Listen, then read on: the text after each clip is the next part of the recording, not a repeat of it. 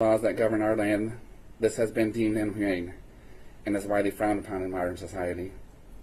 So in lieu of execution, I feel strongly that the individual should never be allowed to walk among his peers again. And this is why I'm going to ask you to lock this son of a bitch up for the rest of his pathetic life. His blatant lack of human decency and disturbing thoughts on life in general do not in any way warrant a second chance. My son doesn't get a second chance, and neither should he. This individual has proven by carrying out these heinous and completely unnecessary acts of violence that he should never be considered fit to rejoin a society that despises this exact behavior. His very name should be condemned, recognized only by his cowardly, vile, and malicious defiance of human law. Now, with all that being said, I'd like to direct my comments toward this disgusting individual I speak of. He sits across the room from me at this very moment, dressed in orange, emotionless. Although I'm sure he may have a half-baked idea of just what I'd like to do to him, I'm not quite sure he has adequately envisioned the exact nature of this idea. I'd really like an opportunity to physically show him how much pain he has caused me and my family. But in a civilized society, governed by complex laws such as ours, this type of display is not permitted. But you can rest assured, you piece of shit, that baby bird screams would pale in comparison to the screams that you would exude if I were only able to show you. But luckily for you, they won't let me. So I will hope, with every bit of hope I have left, that with every passing thought or memory you have about what you've done, you remember my statement, and take time to imagine it happening and recognize it in the worst way possible. I've tried to put myself in your shoes, and over tried to imagine what could have possibly been so horrible in your life to have caused you to commit these crimes. I actually thought long and hard, and can come up with no logical explanation. The fact is that what you did was reprehensible and completely unnecessary. You see, we use things called words to convey our thoughts, our concerns, and our opinions. Sometimes those words we share sometimes those who we share our words with don't hear them or choose to not listen. But this is no reason to throw a tantrum and do the wrong thing. You simply have to speak louder and to more people until you get the results you desire. Life is not easy in any sense of the word. It often feels cruel and unfair, but what you have obviously overlooked is the fact that life is the most precious gift each and every one of us receive, and you have completely wasted yours. You said you wanted to be remembered as a person who committed the biggest shooting in Michigan history, and this may be true. But I will have it entered on file at this time, on this day, for the world to know forever that Ethan Crumbley should be remembered as the biggest coward in Michigan history, an individual who unfairly preys upon unsuspecting and helpless lives without the courage to meet their same fate. A truly detestable and ignominious excuse of human being. Now, my last words for you before I conclude is that I truly hope your new roommates welcome you in properly and show you the kind of treatment you can only get on the inside, as it's clearly all you've ever wanted. And it is my hope that there is some kind of pain involved. I also think that as you rot away, lamenting over your wasted life, you should take time to ponder the fact that though you may have taken 4 lives, the selfless gesture of organ donation by my son saved at least 5 lives, thus overshadowing your delusions of grandeur and effectively nullifying all that you feel you've accomplished. Stew in that for a while, and maybe you'll realize that as long as there are good people in the world, willing to selflessly give of themselves to help others, evil will never triumph. My final thoughts are directed towards everyone else. It is with every bit of my heart that I offer all who have helped my family over the course of the last couple of years the sincerest thank you. The sheer magnitude of humanitarianism and goodwill that came in from all over the world has been humbling and has gone a long way to showing me there is still good out there. I strongly believe that it resides within each and every one of us, and that it is our responsibility as human beings to let our goodness shine onto everyone we interact with, whether we like them or not. Because the way we treat each other, both directly and indirectly, affects the lives of more people than you can imagine. Not to mention, it's simply easier to do.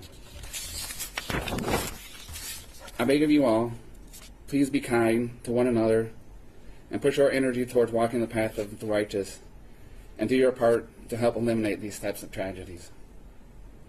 Thank you for listening this morning. I wish you all the very best. Thank you, sir. And I know that that wasn't easy for you, so thank you for your statements this morning.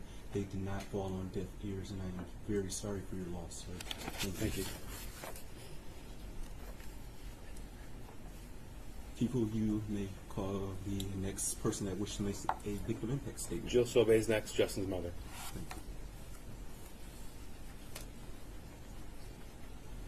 Thank you. And good morning, ma'am. Good morning. If you could, please state your full name for the record. Yes, Jill Suave.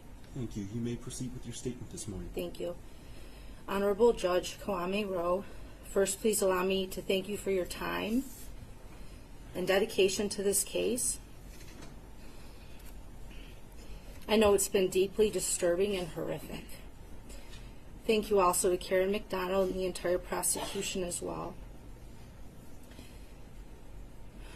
I am asking you, Your Honor, to please sentence the shooter to life without the possibility of parole on behalf of my son, Justin Schilling. Your Honor, it's almost impossible to find the human words to describe my grief, pain, trauma, and rage. The manner in which my son Justin was so cold-heartedly, methodically executed shows clearly the pure evil and malice of the shooter. For this act alone, Your Honor, he deserves life without parole. No mother should have to put her child in the ground. On the eve of Justin's burial, I had my phone ready to call 911 as I feared that I was having a heart attack. It's only by the grace of God that I am still here with us today. In my letter to you, Your Honor, I have detailed the extent of my trauma as well. Justin's siblings, Nathan and Clay, were robbed of much of their youth, their innocence, their joy. Their beloved middle brother, Justin, their shared future memories and possibilities with Justin, holidays, weddings, birthdays. As their mother, I am beyond infuriated for the pain and their suffering. Clay, who was only 15, was hiding in the school that day as well, fearing for his life and worrying about Justin's. Justin's grandparents, aunts, uncles, cousins, all have suffered an unimaginable loss, as Justin was and is so very loved and cherished by his entire family. Justin had such an impact on his many beloved friends, teammates, co-workers of all ages, and people in the community. My heart breaks for their pain and trauma as well. Justin was happy, humble, hardworking, grateful, stylish, funny, smart, loving, thoughtful, and empathic. He never complained and always made time to lift others up, bringing out the best in everyone who knew and loved him. He didn't deserve to die this way. Justin was a lettered athlete, a top honor student, and lived by the golden rule. Do unto others as you'd have them do unto you. He was so excited to graduate and planned on attending Oakland University. We did a tour in the fall of 2021, and we talked about his plans to major in business. He wanted to move out with his friends and even considered getting a real estate license. He was so motivated and focused. His future was so bright and full of possibilities. Justin would have been an amazing father. Children loved him and gravitated toward his big heart. He was such a gentleman and so very loving towards me and all women, never letting me pump my own gas or hold my own door. He will always be my little sweetheart. Justin spent his final moments protecting Keegan and saved 6 more lives with his gift of organ donation. May his light and legacy live on forever. Now, Your Honor, I would like to share what I would like the shooter to know. You may have ended Justin's life on this plane, but you did not in any way affect his soul. You don't have the power to do that. You may have caused the pain and terror as you intended to do, but you did not destroy us. There is more love and light in this world because of the legacies of Justin, Tate, Hannah, and Madison. I don't focus on hating you, but I also don't feel a drop of pity towards you. I don't feel anything towards you. You're nothing to me. You don't even exist. While you rot in jail, we will push on. And we will do so many good things in the world, spreading so much love and kindness in honor of our angels. You are facing the consequences of your actions here in this court of law, but you will also face your demons in the afterlife, and there is no escaping that.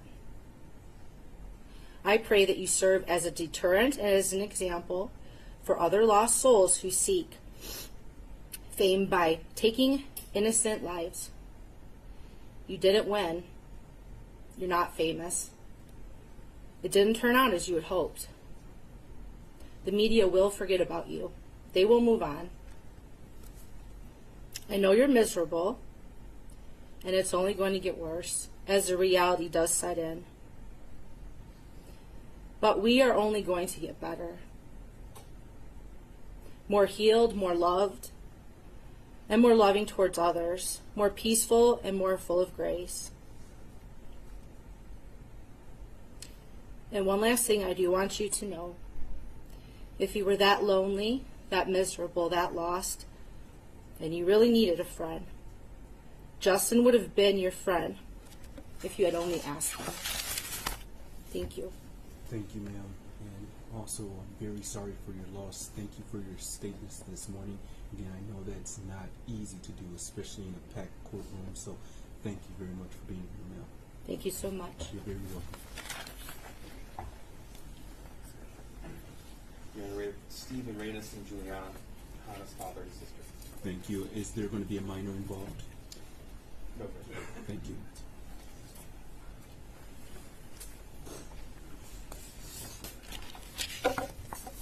Thank you. Good morning. Could you please tell me your name? I'm Raina St. Juliana. Thank you. And sir, what is your name for the record as well? Steve St. Juliana. Thank you. And is there a statement you wish to share with the court this morning? Yes, I have mine and then our mother's as well. Thank you. St. Juliana. Absolutely. You may proceed. So this is our mom's statement. Hannah was the best version of me. We were similar in the things that we liked and the things we didn't like. She loved doing fun things and making things fun for those around her. On the days I was not feeling good, Hannah would make sure to put a drink next to my pillow, cook for the family, and not only do the dishes, but also make the kitchen super clean, just how she knew I liked it. Almost all Christmas presents were Hannah's ideas because she knew what everyone in our family liked. When we went shopping for it together, our carts would always come back brimming to the top. Our carts would always come back brimming to the top. Even when Noah was little, she adored him from the start. She would make sure to stay up late and hide the elf on the shelf creatively for him to find in the morning. She would practice soccer with him. She would always pay attention and take care of him. And with her older sister, they became best friends. Together, the both of them gave Noah advice to help him become a wonderful person. Hannah was always thinking about our family and always extended those thoughts to everyone around her as well. She lifted all of our spirits. She was going to dress up, fall in love, go on dates, go to college, get married, start a family, take a bunch of vacations, eat a ton of good food, one day live near me, and I would watch her kids. And for Christmas, everyone would meet at Hannah's house, and from there on, she was always going to bring her family together. On that day, not only was my loving daughter's life taken, but all of my family's future was taken as well. Since that day, all of our lives have drastically changed. Now, in my daily life, whenever I see a pair of sisters, I am sad. When I see other siblings getting along, I am sad. When I see other mothers and daughters, I am sad. When I see other families having a good time, I am sad. When I see others her age having fun, I am sad. Every moment, every day, every experience, I think of Hannah and I am sad. Anything I do, even when I have a good moment, I am sad. I am sad in the spring, in the summer, in the fall, in the winter, during Easter, Halloween, Thanksgiving, Christmas, and all holidays. Even when I have a happy moment, all I think about is if Hannah were here, and it blankets everything in sadness and heartbreak. To make sure that I don't sink any more into the sadness, I try not to pay attention to my surroundings. Even having to complete my daily tasks each day makes my heart hurt. It takes everything out of me to ensure that the last thread of me doesn't break. On that day when my special Hannah was taken from us, we fell to our lowest point, hit the darkest bottom we didn't even know existed. To live a life without Hannah, our brightest light. Having to continue carrying the most soul-crushing pain forever. For the rest of our lives, we have to live our worst nightmare. When I think of Hannah, the phrase sad does not capture the pain I feel or the way my whole heart aches. So my rare moments of relief are times when I don't have to think about her. On top of the daughter I love being gone, when I remember my memories with Hannah, it feels like a stab to my heart, and my tears will not stop falling. It is unfair that thinking about Hannah is so excruciating, it makes my crying endless. I know that no amount of crying will bring Hannah back, so I breathe in and out trying to hold my heart together. But I know that the days my eyes are dry will never come. By doing just enough to scrape by, in the morning, in the afternoon, at night, on sunny days, rainy days, cloudy days, we continue just surviving each day. This is how we will continue to be, surviving, not living. I am so fearful of another irreplaceable, important person suddenly being taken away right in front of me. I send off my family scared to death each day. Every night I wish that the morning wouldn't come. Every day I think about how nice it would be if I could stop time and stop thinking. For us, our peaceful, happy days with Hannah will never be again. And then, this is my impact statement. I have rewritten this countless of times, and it is never enough.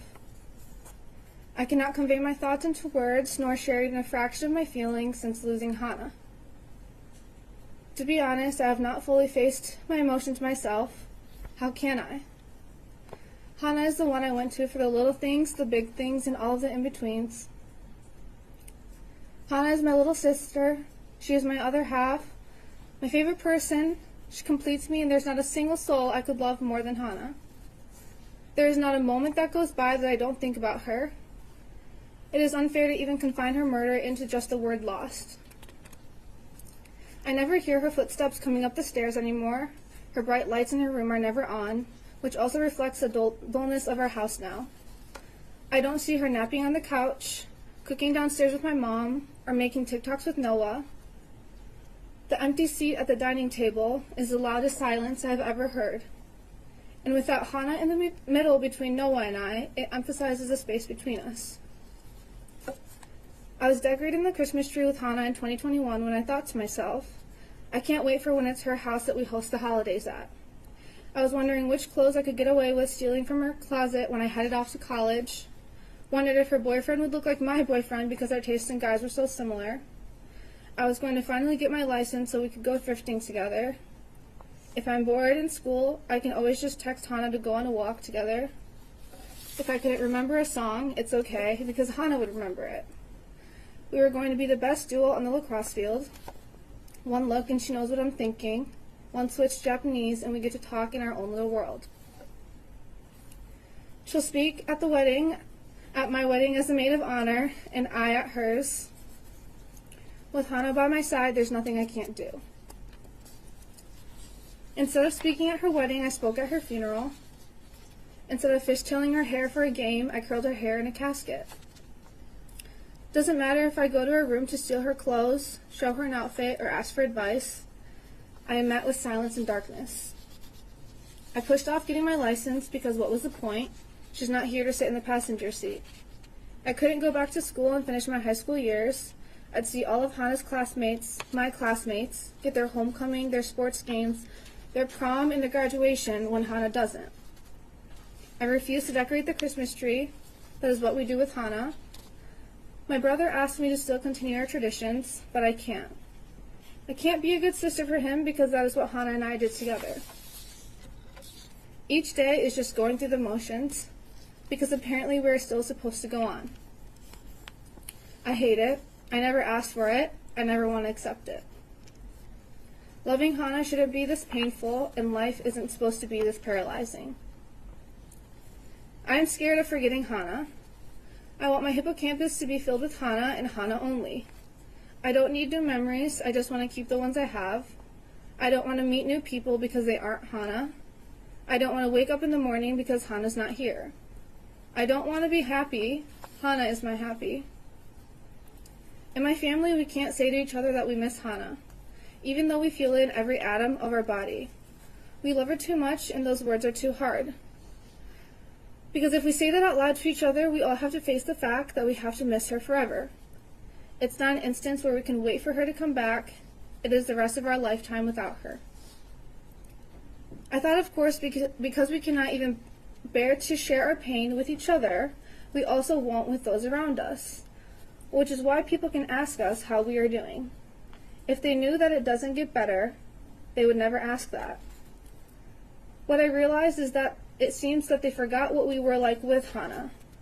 Looking back at pictures, I have not seen my dad smile like that where joy radiates off of him. I haven't seen Noah so alive without the bags under his eyes, and I haven't seen my mom so carefree without holding her breath every second.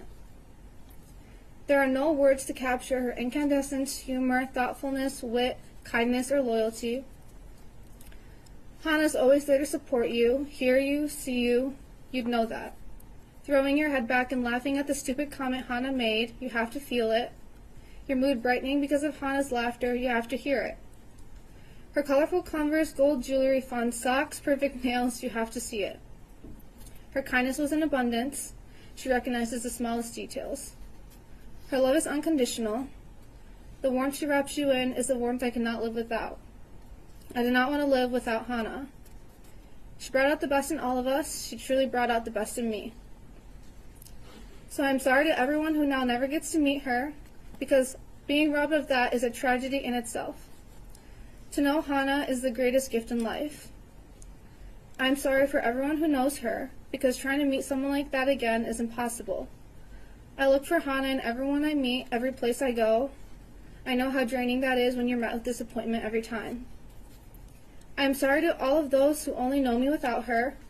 Me without Hannah is someone I cannot even recognize. I am so sorry, Hannah, for leaving that building that day.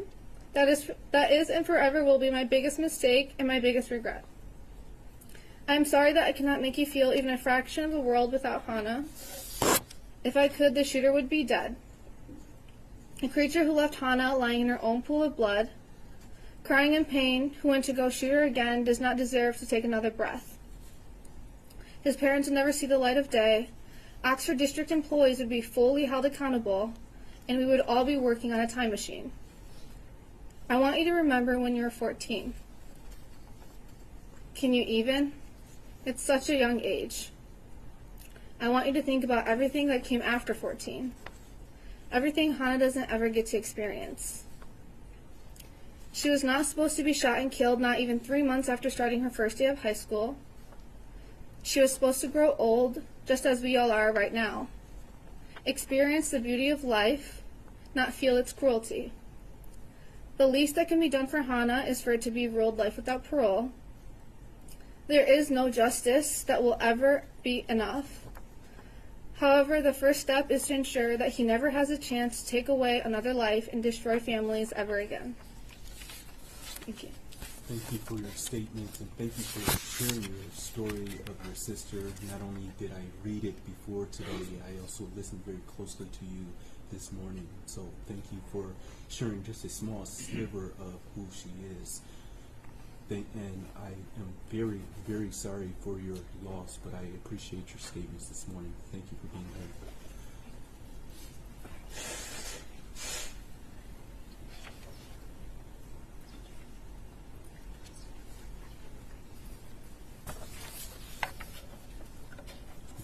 Good morning again, sir. Whenever you're ready, you may proceed, sir. Thank you. Thank you, Your Honor. The defendant envisioned, researched, planned in detail, and then proceeded to execute his plot to murder and terrorize his fellow students. He chose this course of action and carried out these murders simply to make himself feel better. Take a moment to really think about that. He was not acting in self-defense. He did not make a mistake, nor act accidentally. He purposely murdered my daughter, Hannah, and 3 other children in order to make himself feel better. I want to make my position regarding the defendant's sentencing and his future very clear. There can be no forgiveness. There can be no rehabilitation. There is absolutely nothing that the defendant can ever do to earn my forgiveness. His age plays no part. His potential is irrelevant. Ultimately, it is only his choices and his actions that matter. Actions that have consequences, that can never be undone. There is utterly nothing that he could ever do to contribute to society that would make up for the lives that he has so ruthlessly taken. The defendant has indicated that one of his goals was to be able to see and experience the suffering of the families of the children he killed. At first, I refused to feed into this sick and twisted desire by discussing the impact of my daughter's murder on myself and my family. However, after much struggle and introspection, I've come to realize that my need for justice for my daughter completely outweighs any consideration of the defendant's irrelevant desires. Unfortunately, I have also realized that unless you've experienced the loss of a child yourself, there is simply no way for you to truly understand the devastation of the soul that loss causes. It is impossible for me to successfully convey the complete impact of my daughter's loss. Hannah's murder has destroyed a large portion of my very soul. I am a shell of the person I used to be. I think of her and miss her constantly.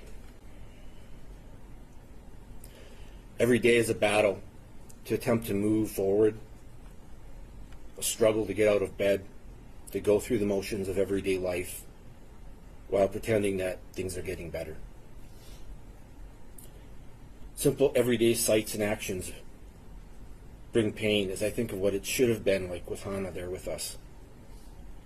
I think of all the good times that we've shared together as a family and mourn all the memories that will never be. I will never think back fondly of her high school and college graduations. I will never walk her down the aisle as she begins the journey of starting her own family. I am forever denied the chance to hold her or her future children in my arms. A few paragraphs of words describing Hannah can in no way fully capture her truly beautiful, caring soul, nor impart her unlimited potential. Hannah was an absolutely beautiful and thoughtful person. She was always the first person to notice when someone has a problem, and the first to go out of her way to offer help.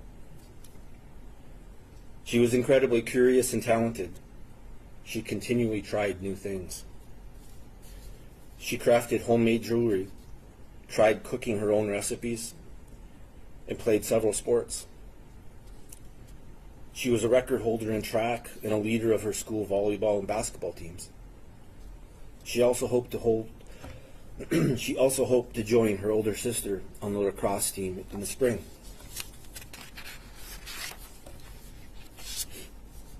Hannah was just beginning to hit her stride academically.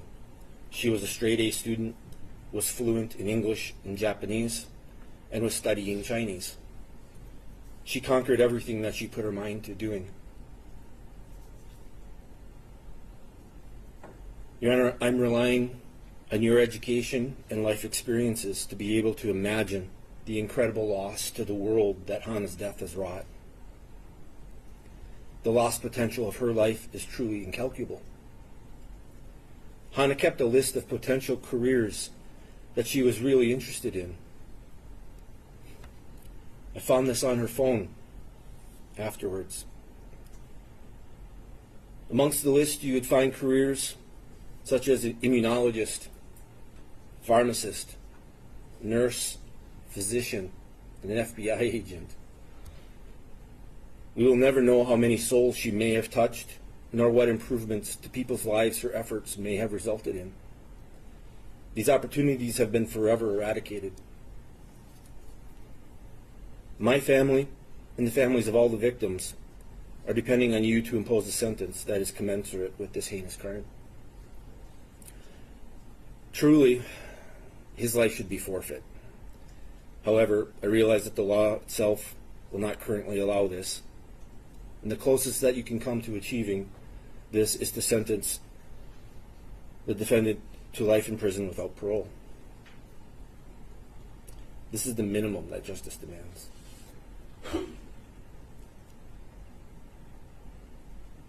I will leave you with a final thought.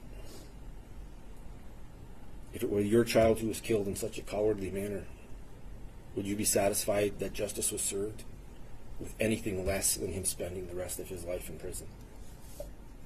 Thank you, Your Honor. Thank you for your statements this morning. And again, sir, very sorry for your loss. Your statements did not fall on deaf ears, and so thank you for doing that, sir. Thank you. To you and your daughter. Thank you. Thank you. People?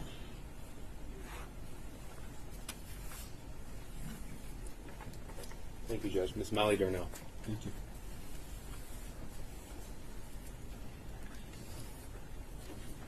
Thank you. Good morning, ma'am. If you could, please state your full name for the record. Molly Darnell. Thank you, and good morning, ma'am. You may proceed with your statement. It is easier for me to see you as a monster. You made an intentional plan to shatter lives. Because I came within your line of sight, you intended to kill me. Someone you didn't even know. Well, the life that I woke to on December 1st, 2021 was unrecognizable to me. You do not have the power to destroy who I am. In my heart, I still carry love, joy, and hope. I still believe in the power of humanity. There is simply too much good in this world for your actions to destroy that. The betrayal that was done that day goes beyond betraying the students you sat in classrooms with and the students you walked the hall with, the teachers and staff who were there to support you, and the community that you lived in. It extends to educators across the state, to past graduates of Oxford High School, and to the next generation of students and teachers.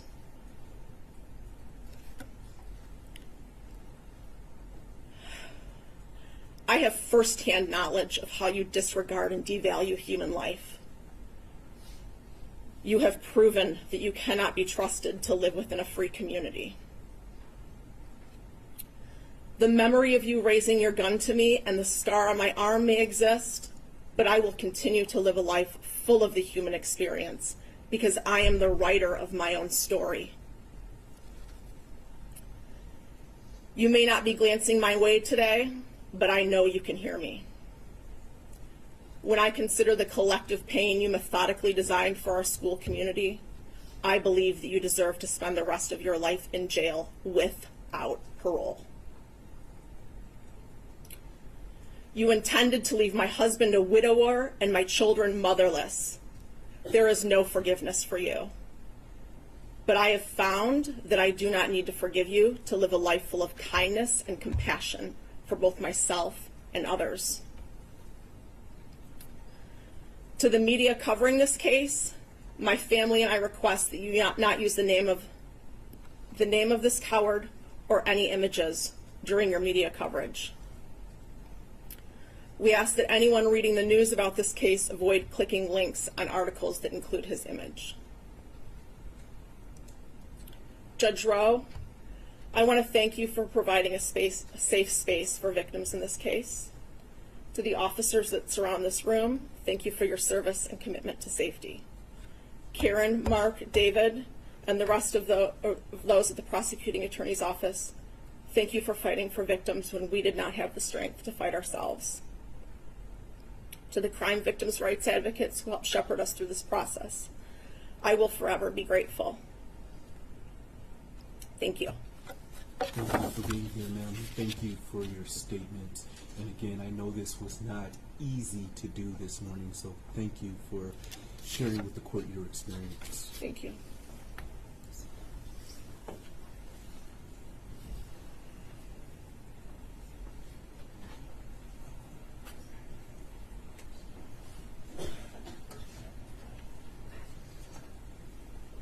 Thank you. People? Thank you.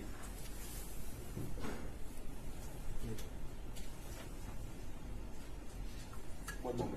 Sure.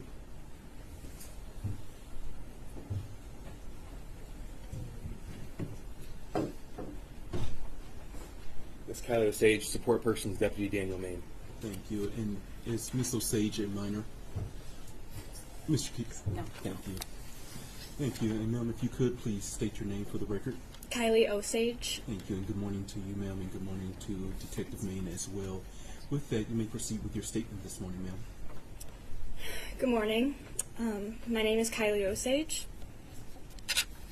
I have attended Oxford Community Schools for my entire life.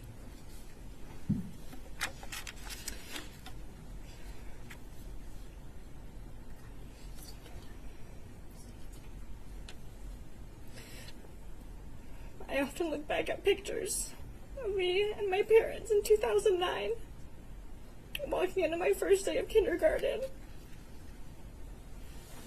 I was so innocent with my Barbie backpack, my My Little Pony lunchbox.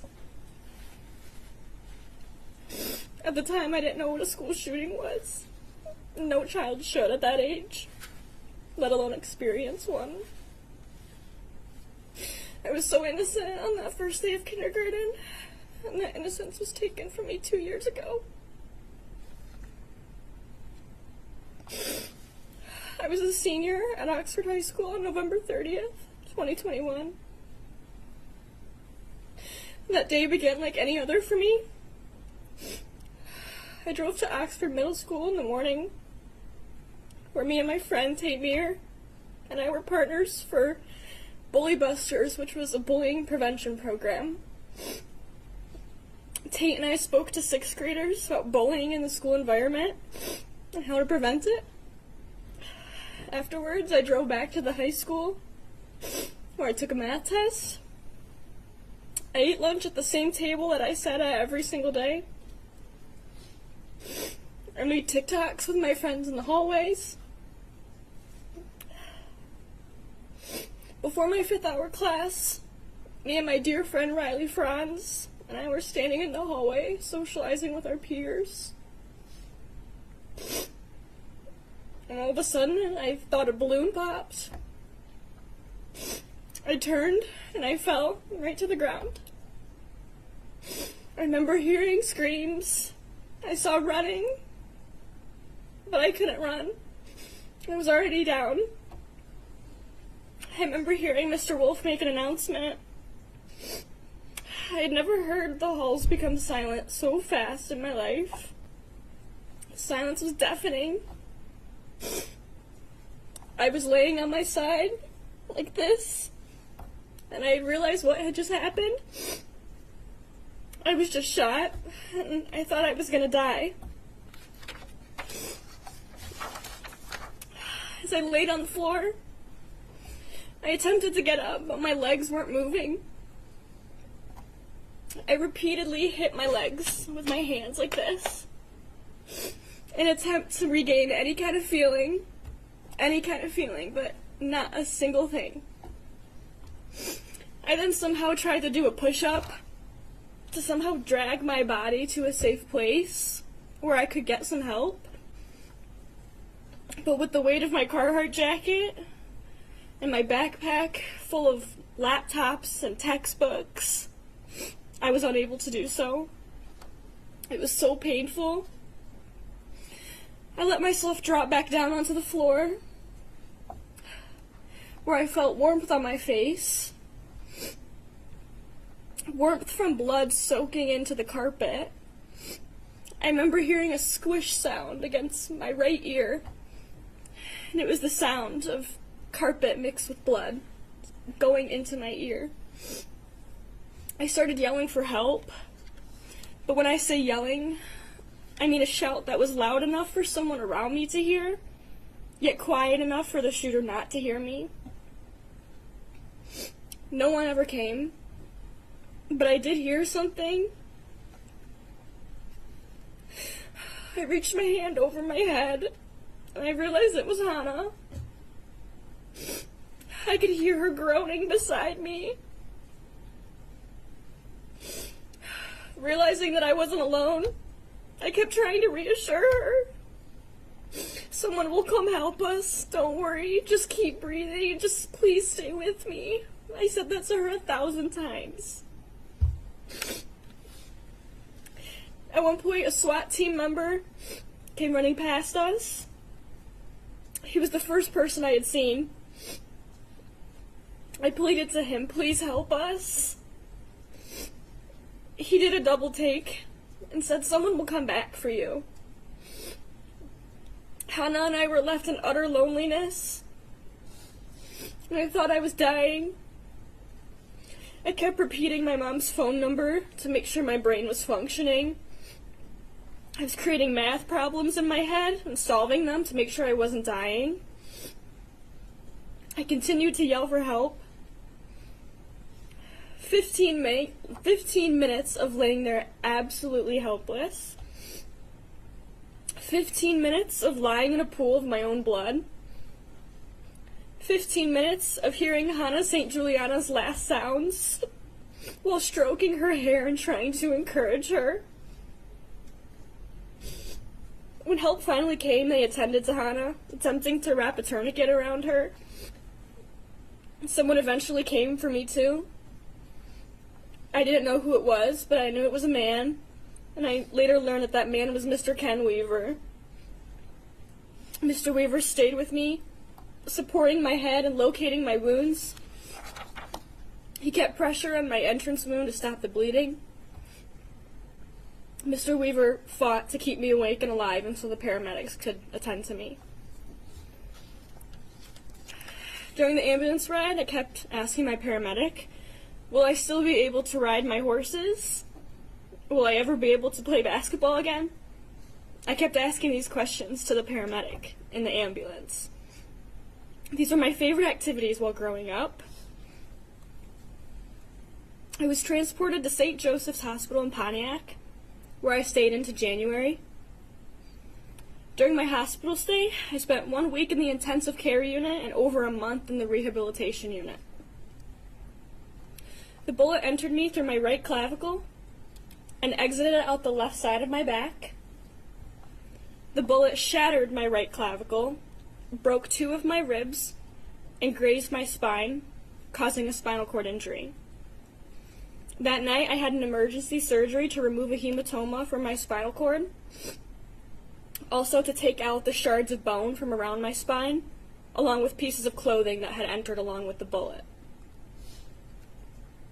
1 week later, I had a clavicle repair surgery, where they stabilized my right clavicle with a titanium plate. During my almost 5-week stay in the rehab unit, I had to train myself to sit up unassisted. I had to relearn how to perform basic life tasks, like eating, brushing my teeth, showering, and getting dressed. I had to learn to walk again, as well as climb stairs. Prior to this event, I was being recruited to ride horses competitively on a college equestrian team. Unfortunately, I could not follow through with this opportunity. I've been riding horses my entire life. I've had several horses throughout my lifetime. They have provided me with years of happiness. Being able to swing a leg over my horse is my therapy. It's pure joy. I have not been able to do this in 2 years. Before November 30th, I also had a great job working at a golf and country club. I love my job and I love the people there. But unfortunately, I was unable to return to work and have not had a job since due to my disabled condition. I have not been able to earn any money for myself. 7 months after being discharged, I became a freshman at Michigan State University, where I'm continuing my education, carrying on with my life, because no one is ever going to stop me from living my life to the fullest. Michigan State has provided me with several accommodations, as I am still disabled and in extreme pain every single day. They were able to place me in a dorm that is close to all my classes. They provide transportation for me, since walking long distances is a battle. It was a 1-minute walk to the closest cafeteria. And without these accommodations, I would not have been able to complete my freshman year at Michigan State. This past summer, I underwent another spine surgery, where the surgeons fused my C6 to T7 vertebrae to stable my spine and correct a progressing deformity resulting from my injury. I was blessed to have found some excellent surgeons in New York City. My family and I spent 2 weeks recovering in New York. And Your Honor, to make everyone aware, back surgery is so hard. It causes intense pain and struggles. It's impossible to do anything yourself. I needed help just to roll over, sit up, stand up from a chair, get in and out of bed, and sip a glass of water. My 2 spine surgeries took the life out of me. Besides relearning daily life tasks, I had to stop playing tennis, riding horses, driving, and a whole list of other things that people can take for granted. Hanging out with my friends is hard, as the best I can do is sit down the whole time. I've been on a list of medications for the past 2 years, and I'm so tired of relying on medications to keep me out of my misery. I also have a thermoregulation disorder resulting from my spinal cord injury. With this condition, I'm unable to stay warm in cold weather or to keep my cool body warm, or keep my body cool during warm temperatures. This is a difficult condition to cope with, as I must keep the weather into consideration when making any plans, or just choose to stay indoors. Currently, I'm a sophomore at Michigan State University, where all these accommodations are still in place. Even though I am able to attend school, I'm still in constant pain. Every single day when I get out of bed, the physical pain hits me hard. For reference, Your Honor, it has been 738 days of constant physical and mental pain. It has been 738 days without playing basketball or tennis. It has been 738 days of not being able to ride my horse. It has been 738 days of reliving the tragedy in my head every single hour. It has been 738 days of living with PTSD, scared of the thought of someone hurting me again. It has been 738 days of living with survivor's guilt, knowing that I could not save Hannah St. Juliana. 738 days and counting. For the rest of my life, I will live with these struggles. Still to this day, I'm in physical therapy. Twice a week for an hour, I attend therapy, where my therapist helped to ease my ongoing pain. We are also working on regaining all the strength back that I have lost. I will never be able to ice skate again. I will likely never be able to take my future children sledding. I will never be able to ride a roller coaster or jump on a trampoline ever again. I will never be able to participate in intramural sports teams at my school.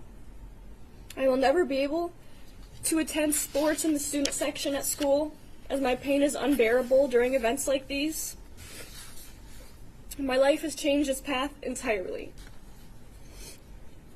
However, Your Honor, I refuse to let the cowardly acts of a person affect the rest of my life. I will continue and live on for those that we've lost. I will continue to walk around MSU's campus, strong and proud. I will continue to have compassion and spread love and joy and positivity everywhere I step foot. I will continue to advocate for those that have experienced something similar.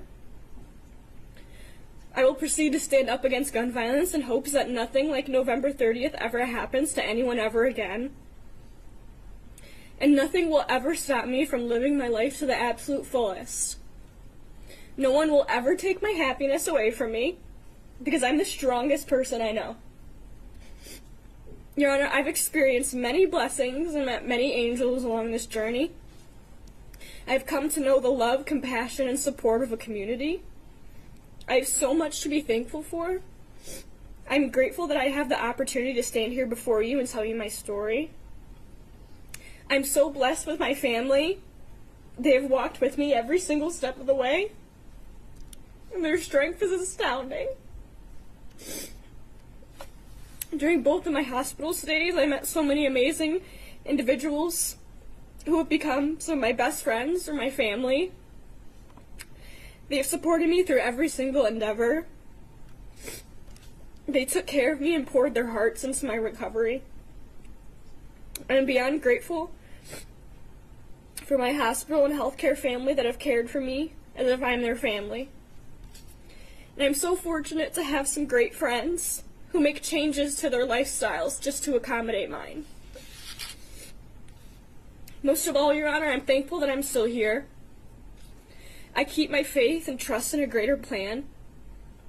As long as I'm on this earth, I will fight for justice for everyone in this country that has experienced something similar. Please do not let anyone else suffer the impact and trials of our tragedy that we hear about today.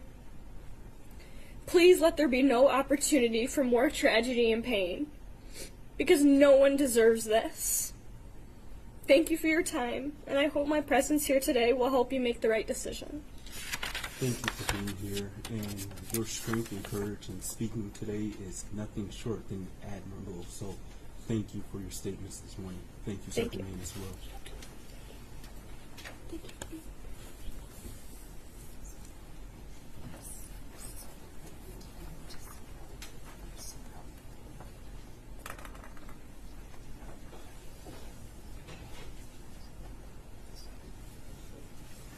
Thank you. People, Judge, Miss Riley Franz. thank you.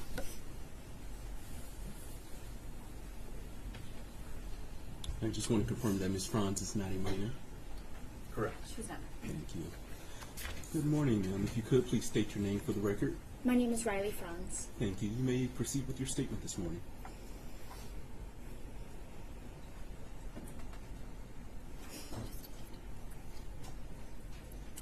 I've contemplated how to put November 30th, 2021 into words since the day it took place. How to verbally acknowledge that day's impact, terror, sorrow, and tragedy. How to make a victim's impact statement quite literally. I would love nothing more than to stand up here and say that I have overcome the obstacles of that day and have continued to live my everyday life. But that would be a lie. November 30th has altered my life in every single aspect. It has changed and molded the way I think, the way I feel, and the way I act. I can no longer sleep without having flashbacks of a bullet entering one side of my neck and exiting the other. I feel limited on what I can do at 19 years old because of the thoughts running through my head. My entire existence has been consumed by fear, and that I will once again have to experience the pain and the suffering that I felt on November 30th. I used to love attending school, where I would learn and create connections with others. I now experience panic attacks nearly every day when I have to attend university. I can no longer sit in a classroom and focus and take notes like many students around me. Now when I sit at a school, I feel anxious, checking for all my exits, highly in tune with all movements inside and outside the classroom, flinching at every sound from the walking upstairs to a pencil dropping, and counting down the minutes until I feel that I can breathe again. I cannot remember what it's like to feel safe and secure in any space that I occupy. I often cancel plans because I fear leaving the comfort of my home and my family.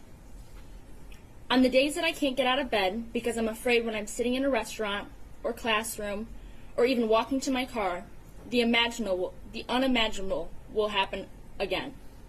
When a balloon pops, a car backfires, or people run past me, my thoughts have been consumed by fear while my body is constantly in survival mode.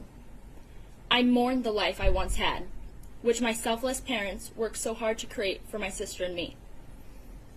Free of hardship, pain, and worry.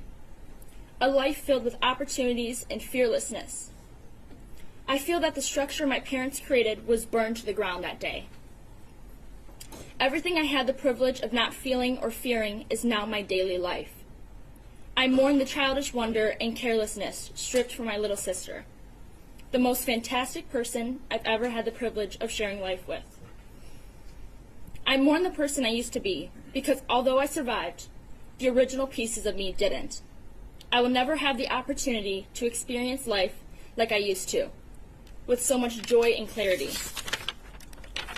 The scariest part of November 30th for me was not that day itself, but the days that followed it. On the days that I feel like I am not occupying my body, but watching it from above. I feel like I cannot breathe because I'm paralyzed in a world no one who hasn't experienced something like this could ever imagine. Pieces of me shattered that day, and 2 years later, I am still struggling to put them back into place. But every day, I choose not to allow what a selfish individual decided to do to break me. I, Riley Franz, am a survivor of gun violence. I, Riley Franz, am a survivor of a terrible epidemic caused by a broken system. But I refuse to be known as a victim at the hands of an individual with no regard for others. His selfishness will not consume my identity. I am so much more than a victim. I am a daughter to the most amazing parents, Jeff and Brandy. I am a sister to the most remarkable young woman I have ever met, Isabella. I am a friend, a classmate, a cousin, a granddaughter. But most importantly, I am a person. I'm a person who deserved a chance to make it to her 5th class that day. I'm a person who deserved to not run in fear while she bled out. Someone who deserved not to have to answer a phone call from her little sister asking if she was safe. I deserved to be a child that day. A student who made it to her class, not someone's target practice. I would never wish what I experienced upon anyone in this world, what my family experienced that day, what I continue to battle daily. No child should have to fear that their school will be next, that they need to know what to do if the worst breaks out in front of them. Children should attend school focused on their studies, friends, aspirations, and dreams. No parent should have to worry that their child is unsafe at a place where they are supposed to learn and prosper. Students should no longer have to learn lockdown drills. Instead, we should work harder to create a system that prevents gun violence and prevents children's lives from being stripped away and leaving only pieces behind.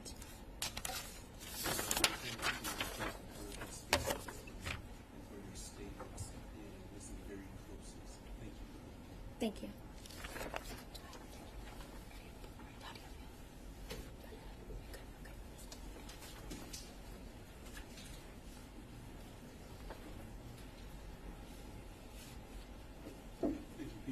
We have a minor next, Judge.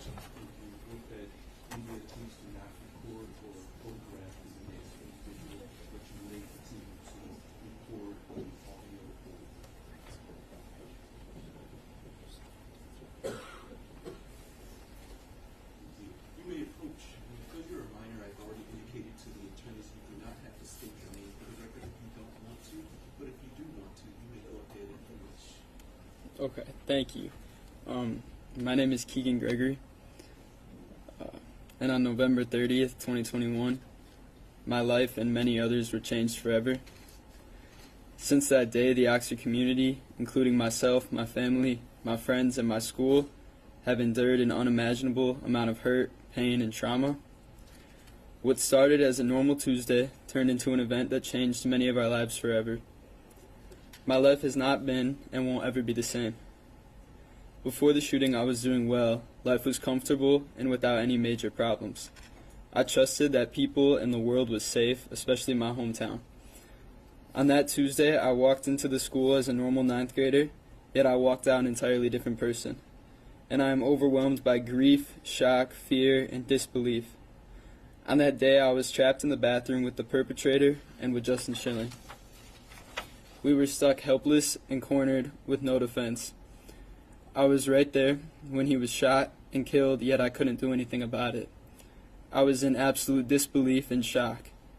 It doesn't feel real that somebody has the capacity to kill people without any remorse, thought, or cause. Everyone at school that day was living their own life, and there was no regard for who he shot at and or killed. It was, and always will be, the most terrifying moment of my life. Being cornered with no option but to run out of the bathroom as fast as I could, hoping to live.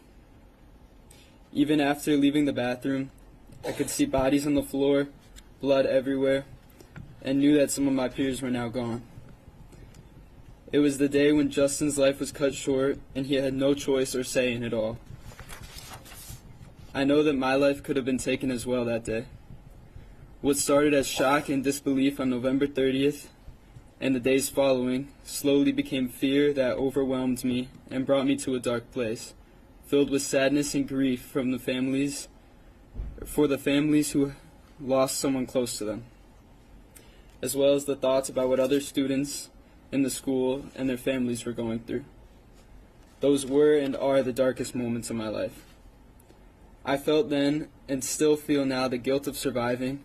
I know that if it wasn't Justin's life that was taken, it could have been mine, and I am forever grateful for him to him for that. I almost feel guilty about being alive, knowing that Justin's family is living in grief. I remember meeting them for the first time and not knowing who they were, what they were going through, or how they would react.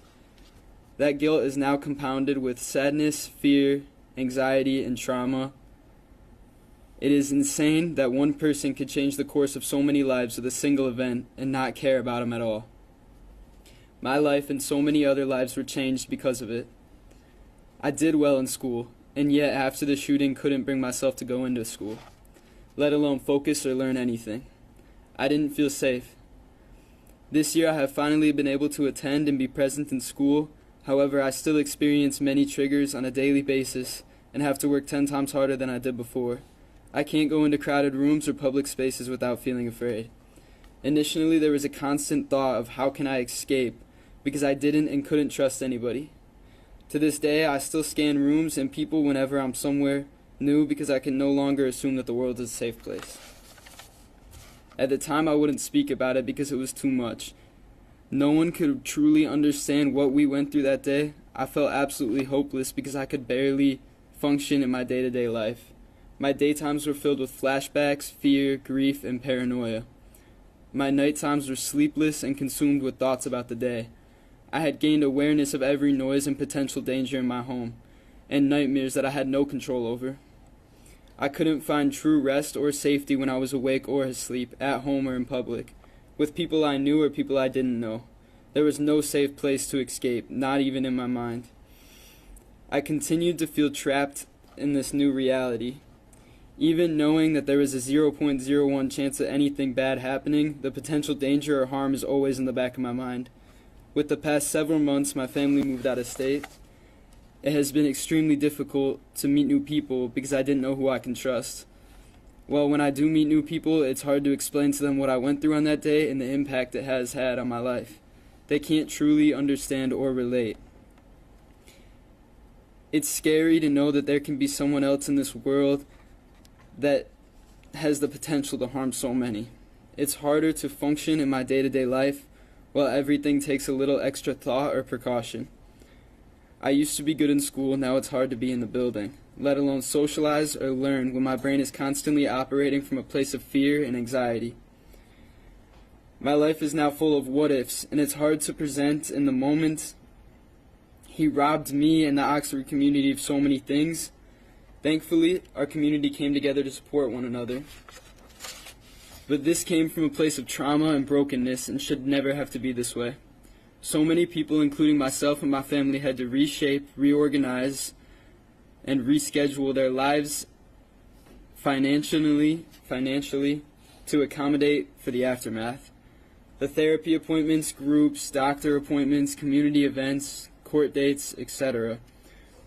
When we were in our most vulnerable states, we had to endure the challenges and obstacles that come with the tragedy. There are so many things in our lives that won't ever be the same. We were ultimately robbed of our trust, safety, security, friends, school hobbies, and life as we knew it to be. Your Honor, I trust that you will assign a sentence that makes sure he won't ever hurt anyone again. No matter the outcome of the sentencing, I hope he can receive the counseling he needs to understand the impact of his actions that it had on the community and the people's lives. I hope one day he realizes how unnecessary it was. It's been over 2 years since that day, and I'm still very much in the process of healing. Not a day goes by that I don't think about it or feel the impact. My hope is that one day things will steady out and my day-to-day life will become easier. I hope that we can all heal to a point of living without feeling afraid, anxious, hopeless, or guilty. I hope this is something that will grow with me and strengthen me, but no longer define me. I hope we can all get to a place where November 30th, 2021 is a day of remembering the lives who were taken and is no longer remembered in the way the perpetrator had intended. I hope we will come out of this stronger than we were before to carry on the legacies of the four lost. Thank you for being here. I'm sorry that you went through this, but you were very well spoken this morning. Thank you for your statements. Thank you for your father being here as well, your support person. Thank you.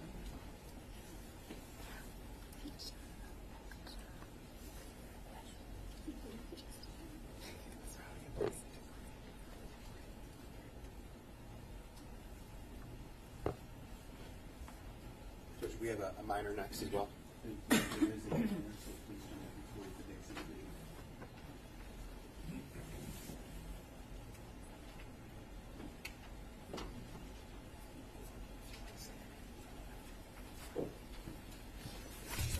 And good morning. You do not have to state your name for the record as you're a minor, but if you want to state your name, you may. But you may go ahead and continue. Go ahead with your statements, please. My name is Aiden Watson, and I'm an 11th grader at Oxford High School. Your Honor, in 2021, I started my first year of high school, and it was my first year back to seated classes after a year of doing online because of COVID. I was really excited to be in high school and go to this class called Radio, TV, and Film because I wanted to be an audio engineer. I love to edit videos and work on anything audio-visual. At home, I would set up concerts for my family with special lighting, microphones, speakers, videos, and a stage. At church, I was helping out with sound, doing lights for VBS, and I started doing some DJ DJing stuff for events and grad parties. I couldn't wait to grow up and move to California to work in the movies. Around the end of October, threats started happening at the school. I remember the deer head and a picture of a bird in a jar. I remember being on the bus and my friend showed me in a group chat a threat that scared me enough to call my mom and ask to come home. I didn't go home that day. I also didn't get shot that day. I remember that was the first time I was really scared that something could happen. On November 30th, 2021, I was a freshman in high school, and before my 5th hour algebra class, the shooter turned that fear into reality. I remember going out into the hall to see why kids were running and what noise that was. I thought it was a senior prank, but by the time I realized, I was staring at Tate Meir, and he was shot, and he died. I tried to run into my classroom. I didn't know I got shot until my friend told me I was hit, and he said that we needed to get out of there. Everyone in my class didn't know what was going on. Some girl asked me if this was real, and I remember looking down at my leg, seeing the blood, but still not feeling anything. At the same point, I ran out of the class and out of the school with a friend. Everyone was still in that classroom, and the shooter was still out there somewhere. I was running so fast out of the school, I called my mom because I was scared and I wanted her to help me. I didn't know what to do, but I ran and called her for help. My friend flagged down a car and I got in it. It was someone I didn't know, and he told me that his kid was in there. Instead of him going in there to save his kid, he saved me instead. He drove me down to his business. Somebody at his business called 911 and an ambulance came, but they didn't take me to the hospital.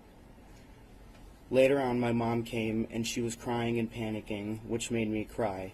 I still couldn't feel the pain, and I can remember some things, but details and how things looked, I can't remember clearly. My therapist said it's because I'm blocking it out to protect myself. But I remember what happened after the night and how everything changed. At the hospital, I had to talk to many different people from different law enforcement agencies. I told the same story 4 times. It wouldn't be until I watched the video in the prosecutor's office and I would find out that my memory was not exactly right. This was hard. In the hospital, police took my clothes, including my marching band hoodie with my name on it that I got from being in marching band for my first year as a high school student. I didn't want to be in the hospital, so we left. I remember the pain that night, and it was a pain that I would keep on having. We had to change the bandages all the time, and every time it would peel off my skin and hurt badly. This went on for what seemed forever. I couldn't walk then. I didn't realize that I would never be able to run again without having pain. I used a wheelchair that I borrowed from my church. I tried walking in a boot, but it hurt too bad. I was shot through my leg, so I had 2 wounds on each of the side of my leg, and the boot squeezed and pushed into my wounds when I tried to move. I couldn't do it. I just had to lay in bed. Eventually, I was walking on crutches. Sometimes it is still hard, and the pain just happens. I get random extreme pains in my leg to the point where I have to sit down, and I can't continue what I was doing. I have lots of testing, including something where they poked me with a bunch of needles and they messed with my nerves. That felt like I was being burned. I found out I have permanent nerve damage, and that might be where the pain is coming from. I did physical therapy for the first time, and it was a lot of work. I ended up having to go back a second time because the effects came back and they were even worse. It was hard and helped, but not completely. I took prescription medication now to help with the pain. Since it happened, I've tried to do different things, but marching with the band and parades can't happen for me anymore. I tried football, but I had to kneel most of the time on the sidelines, and I really couldn't play. The rest of the team didn't understand, and some of them were mean to me.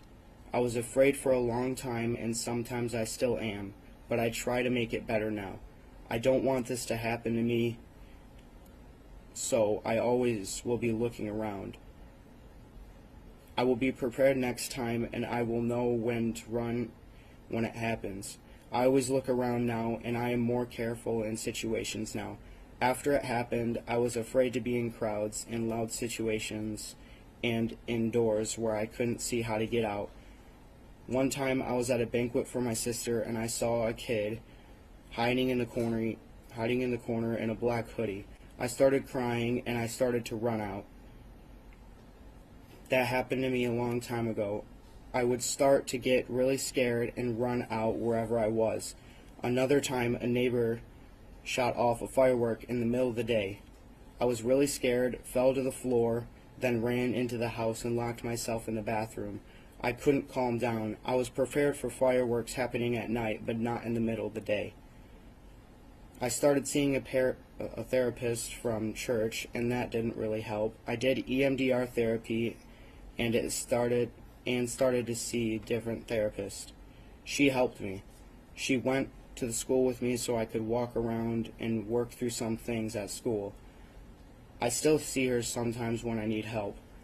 I called her in the parking lot at school once. This was probably a year after it happened. That year, though, I never went back to the school alone. I remember when everyone went back and I couldn't do it. I just wanted to be like everybody else, but I couldn't. It was too hard.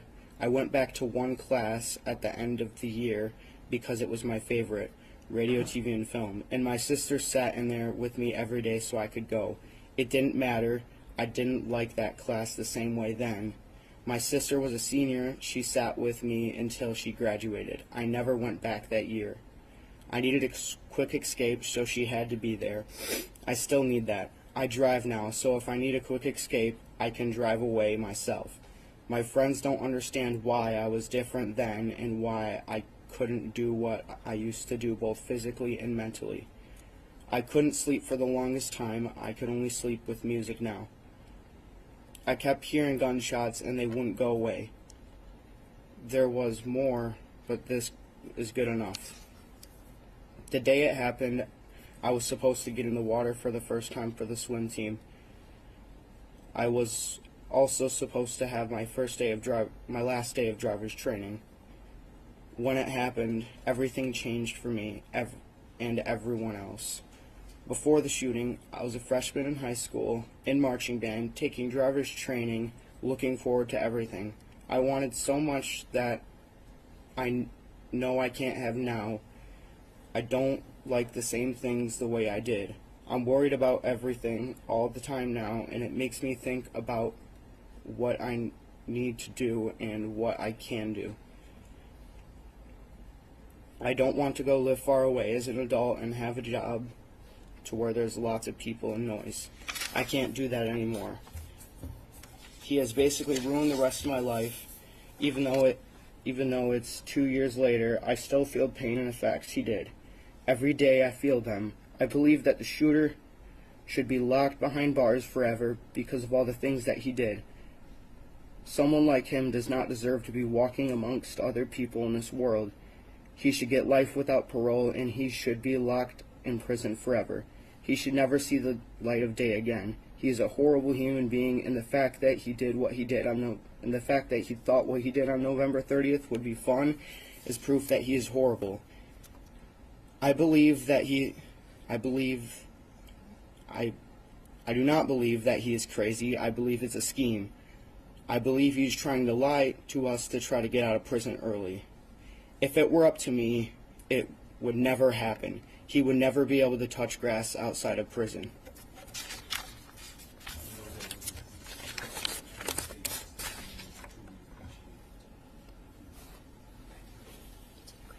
With that, I'm going to take you 5 minutes. While the deputies are removing the defendant from the courtroom, everyone in the gallery, please be seated. With that, deputies may take the defendant. Just before we break into council live, After he exits, you may.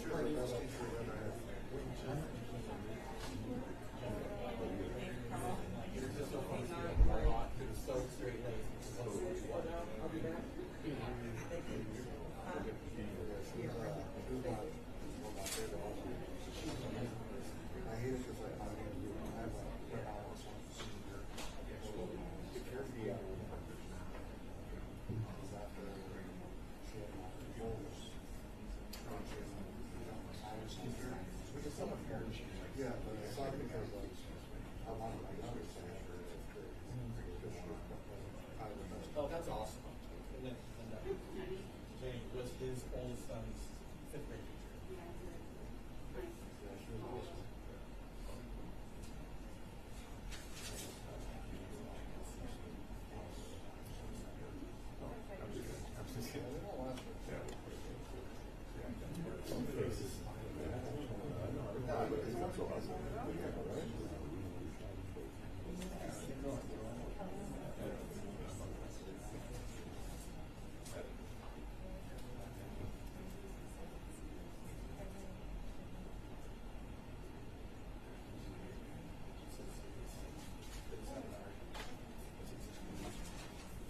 Everything that I had in my life said, so nice to hear it said.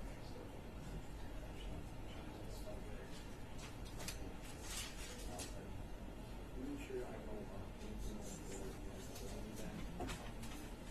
I'll be back.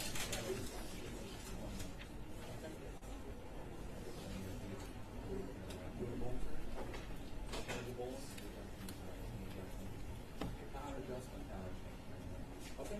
Yeah, we're totally there, but I'm not even kidding. You hold us to that. We'll be there. I'm gonna do. I'm gonna plug in a little bit. They're in the right place. Yeah. What's the point? They're not gonna change. We can just piece of shit put away. The schools, fucking school, they are what they are. It's a waste of our time. So we gotta put that into someplace. You know us. We'll show up. I'm thinking it's a Friday or a Saturday. Bring Renee. She both. Yes. Okay. Hey, you want to go bowling? Better. I know people that know you now. My neighbor now. His son's fifth grade teacher. No, I was there.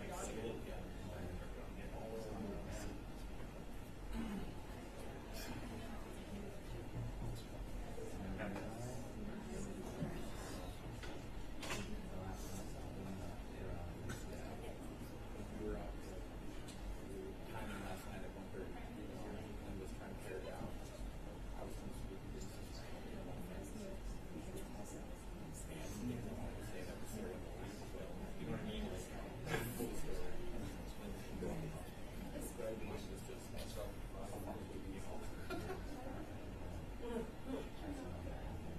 I love these people. They give me bad messages. They came here for the walk. They said, you got two next time.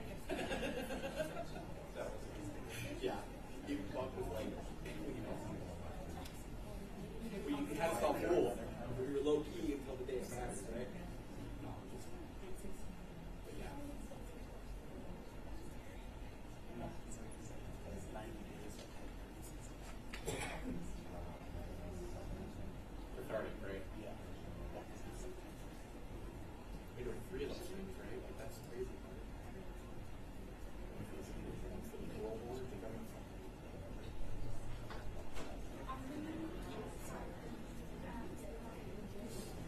It's going to be a Cali round.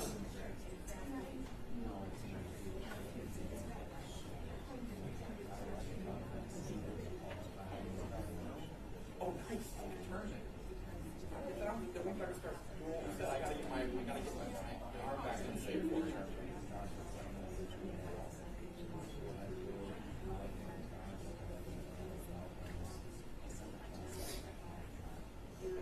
Can I go on behalf of my boys?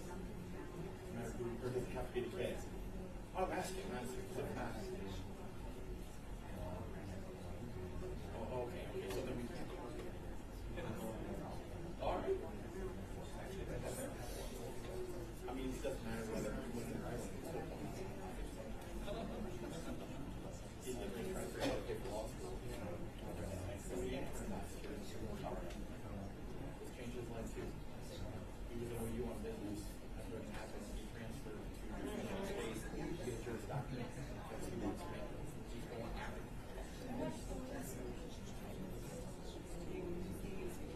That's more lucrative to do it.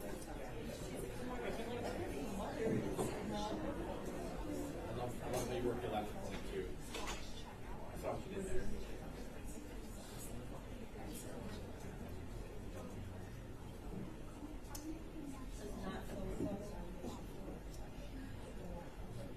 I think it's awesome that you're a Sparky too.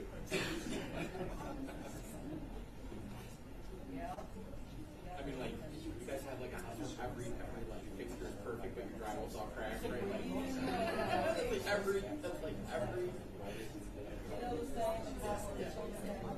Exactly.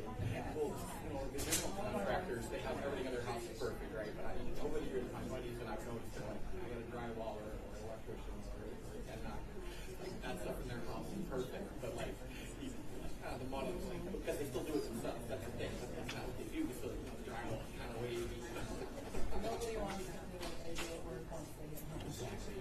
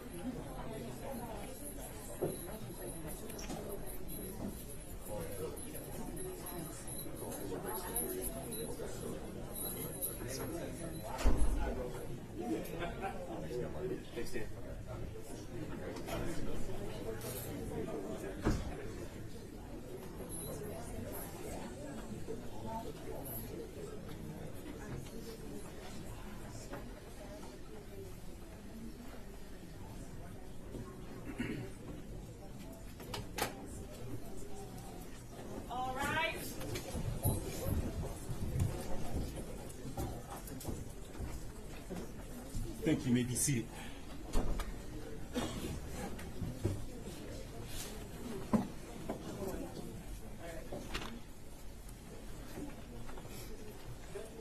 Your Honor, calling People versus Ethan Crumley, case number 2022-279-506-FC. Thank you. Appearances for the record. Karen McDonald on behalf of the people. Thank you, Mark Keith on behalf of people. Thank you. Call up Michelle Lofton on behalf of the defendant. Amy Happen on behalf of Ethan Crumley. Thank you. With that, you may. I'm sorry. Thank you, Mr. Kelvin. My apologies. I didn't see you back there. With that, everyone may be seated. We'll let people come into the courtroom and be quiet, please, so we can continue with the proceedings.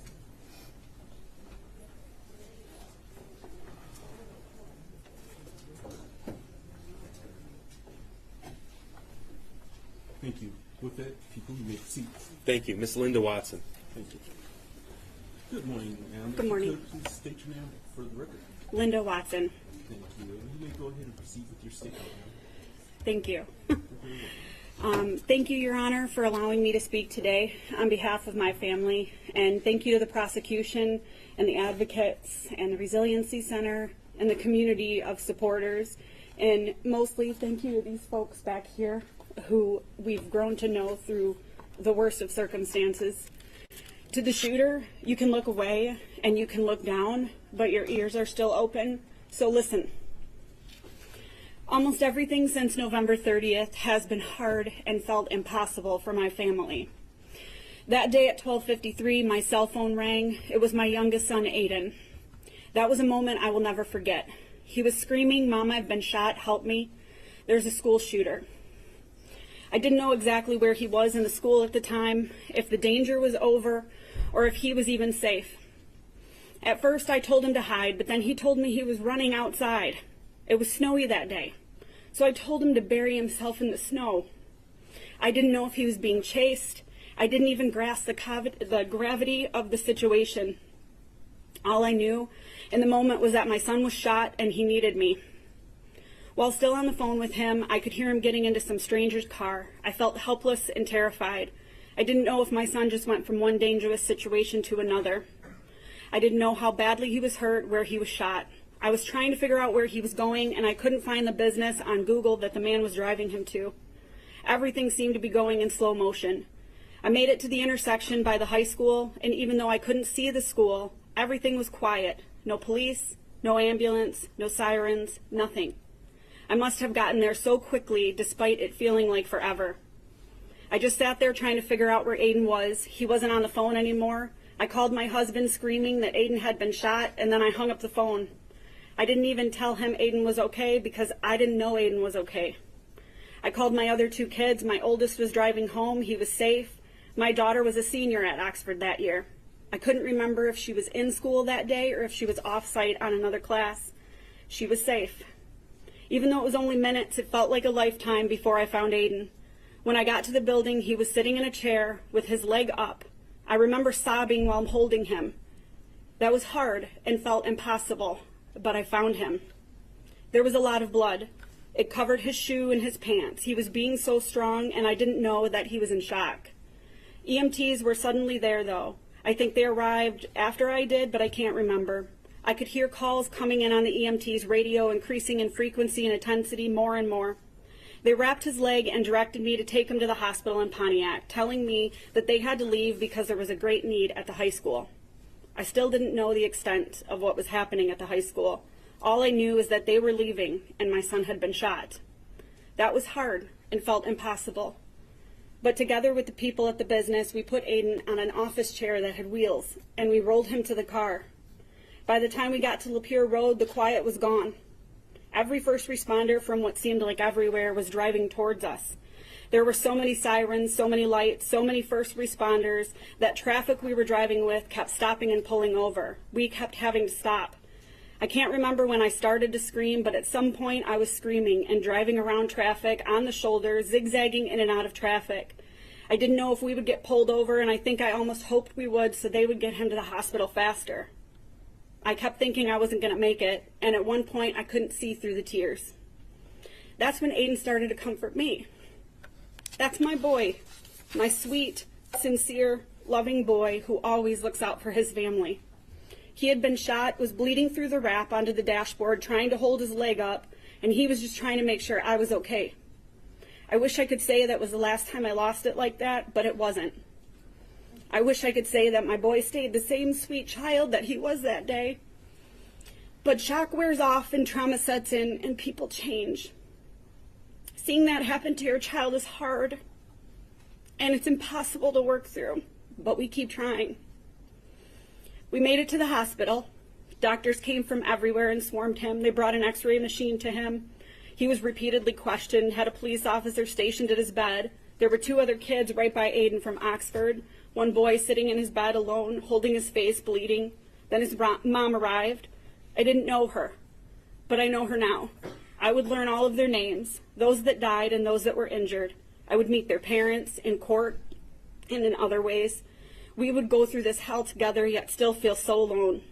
We would cry together, advocate together, try sometimes in vain to make anything better that we could. This is hard and feels impossible, but we don't give up. While we were in the hospital, we were getting texts and calls. We learned really what happened. Hannah, Madison, and Tate didn't make it that day. The following day, Justin lost his life in the same hospital we took Aiden to. It was hard to learn about and felt impossible to comprehend, but it was the beginning of our new reality. And though I knew what had happened then, I wasn't prepared for how things would be and how hard they would be and how everything would change for us. That night, no one slept but Aiden. We were on alert to watch for compartment syndrome and learning how to tend to his wounds and changing his bandages. I cried all night. Aiden slept with pain medication, and the next morning I was so grateful when he woke up. I put my head on his chest just to hear his heartbeat, grateful he was alive because some parents didn't have that the next morning. He bled through the bandages and the wrap onto the pillow that was propping up his leg that first night. It wouldn't be the last time something like that happened either. It became common to have his clothes, pillows, blankets, and sheets stained. 47 days after my son was shot, both wounds finally scabbed over, though we did have some breakthrough bleeding. Before the bleeding stopped, however, black discharge from the burn of the bullet, blood from his wound, and yellow pus and fluid would ooze from his wounds. We were instructed to do something called a wet to dry bandage, changing it 3 times a day. Every time we changed it, when we pulled it off, no matter how slowly we did it, the method we tried, the type of sterile pads we used, it removed his skin, made him bleed, and caused him pain over and over again. I used to have to cut sterile pads in half because we didn't have enough due to all the bleeding and the drainage. I remember having to wash out ACE bandages and hang them in my shower to dry. He became dependent on the wrap that covered those bandages. He wouldn't give it up for months. He insisted he needed it to protect it. We didn't argue. We just kept washing them. I didn't have what I needed to help him at first.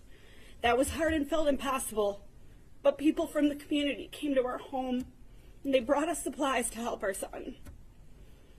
He needed help getting to the toilet and bathing. He couldn't walk, and he couldn't get the wound or the bandage wet. It was like a return to infancy. But now washing my son in a medical chair instead of a baby bath. I also had to give his foot and leg sponge baths. His skin started to flake, callous, change colors between the wounds. Even though it caused him so much pain, we had to properly clean the space between the wounds to prevent infection. That seemed to be really painful for him, and he developed a large indentation across his leg as he healed where the bullet had destroyed part of his leg, taken muscle, damaging nerves, and removing tissue. He required personal care services around the clock because he couldn't walk, toilet, and had to be brought food to eat while lying down. I remember worrying about not being able to go back to work, about insurance, and paying our bills. I would hide and cry on the bathroom floor so he wouldn't see. Being so upset I couldn't stop throwing up because I didn't know if we were going to be okay financially, if I couldn't go back to work because I carried the benefits for our family. But it didn't matter because I wasn't going to leave him. My husband was off work too, and we just didn't know how to be anymore. We couldn't function. We only knew we had to be there for him and for our family. That was hard, and it felt impossible, but we took care of each other because that's what family does. That's what good parents do. I remember how our family was before this, though. Everything we had to do since this, how it weighed on us, how it changed us. I wouldn't describe myself as a helicopter parent before, but definitely an involved parent. Now I'm always afraid of losing Aiden and my other kids. I'm overprotective, worried, and I can't let go. I'm definitely a helicopter parent now. When Aiden was ready to start being around other people, one of his siblings would go with him. My other son could blend better at an all-kids support group than adults. Aiden tried to go once, but he couldn't go back. It was too hard. When Aiden tried to go back to school just to see how it was, you just heard from him. My daughter would go with him. She audited a class with him she wasn't registered in for the entire rest of the year before she graduated so he could go. Most days he couldn't make it anyway. Even as he progressed and we made it to the summer after the shooting, after my daughter had graduated, she went with him to band camp. It helped Aiden, but he didn't make it through band camp either. He called me crying in pain and he was scared. I ended up with him, bringing him Vicodin and a scooter so he could get around. That was hard and felt impossible, but his siblings were there for him when he needed him, and we modify things to make it through. He had his first panic attack at his grandma's house the Christmas after the shooting. It was the first, but it wouldn't be the last. And honestly, at this point, I've lost count. Like when we were shopping in IKEA almost a year after the shooting, and he said, "I gotta get out of here," because he felt trapped and started to have a panic attack. Or when an unexpected and loud firework on a July afternoon sent him rushing into the house, crying and angry, where he sat on the floor. He was so mad because he had made it through fireworks just the day before. But you see, those are the ones he prepared for. That was hard and felt impossible, but that is what we must do now. Lots and lots of preparation to get through anything. Though you cannot prepare for everything, like when a balloon popped at a sporting event and we had to leave over a year later after the shooting. At one point, we had to stay in a hotel because construction noise, such as nail guns, sounds too much like real guns. Every time we learned a new trigger, we had to develop a new plan. We were and always are in crisis management mode. He used to have terrible nightmares and hear gunshots that weren't there when he was awake. Noises are hard, but absolute silence was impossible. So we bought special headphones he could sleep in and a music subscription. It didn't take it away when he was awake, but it did help him sleep. Something that stands out like it was yesterday is the look on his face when he tried to run for the first time. When he realized he couldn't do it, the pain was too much and it stopped him. I remember how confused he was at first. It was devastating to see his realization, his pain and sadness simultaneously. That was so hard and definitely felt impossible. But he's done so much work in PT since then to get where he is now, yet he still is not where he should be if it never happened. Aiden still doesn't go to high school for a full day 2 years later. He's never been able to work back up to that. The year after the shooting, after his sister graduated, he didn't have her to be with him. He also didn't have what he referred to as a quick escape, because that was his term for the ability to get out of the school if he needed to. We had a plan for that too. Last year at the beginning of the school year, I had to drop him off and sit in my car in the parking lot for the few hours that he was there each day. That was hard and felt impossible to send him back to school at all. But he learned to drive, and we created a process with the school that included a special contact he would have. He had to get special permission for the times he just had to run out of the school because he couldn't take it. A panic attack would set in, embarrassment would happen, and then he would just run out. Even with the process, the accommodations, and the planning, still some staff and some of his peers don't get it. They're either clueless, not informed, don't care, or are indifferent. But they don't understand how hard and impossible everything is most days for Aiden. They don't understand all the thought, planning, effort that goes into trying to make just a portion of the school day work for him. Aiden's been questioned by school staff, asked to provide doctor's notes to validate not being able to do something. He's been harassed and bullied by students who don't understand that Aiden has an accommodation and not an unfair advantage. They don't understand that all Aiden ever wants is to feel normal and do everything everyone else can just the way they do it, but he can't anymore. This is very hard and continues to feel impossible. But we keep adjusting the process and the plans. We keep having the hard conversations with staff and students that should know better, but this is our life now and not theirs. So I don't know if they will ever understand.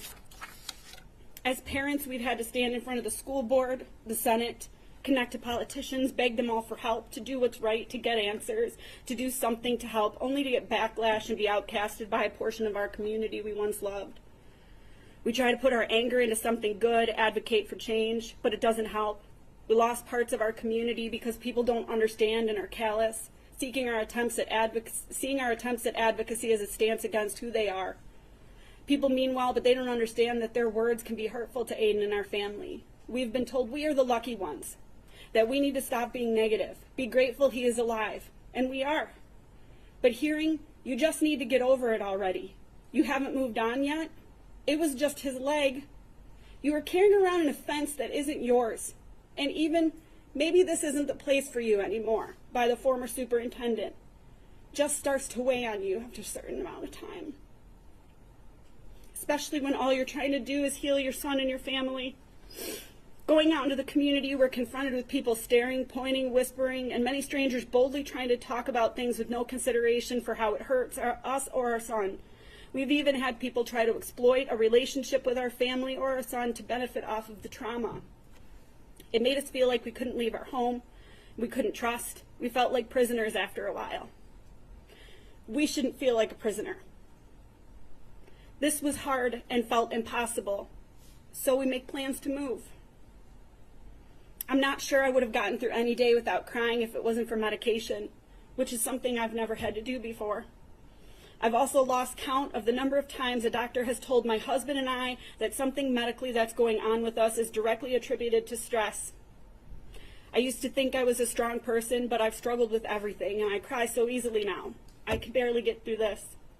I have tremendous guilt because before the shooting, when threats were being reported, Aiden asked me if he could stay home from school, and I told him he was safe, and he was not. I essentially lied to my son, and then he was shot.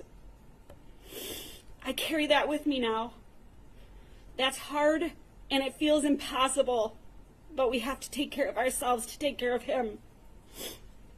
Physically, Aiden still has trouble with mobility, walking, running. He tries to always push through the pain so he could do everything that he's ever wanted to do.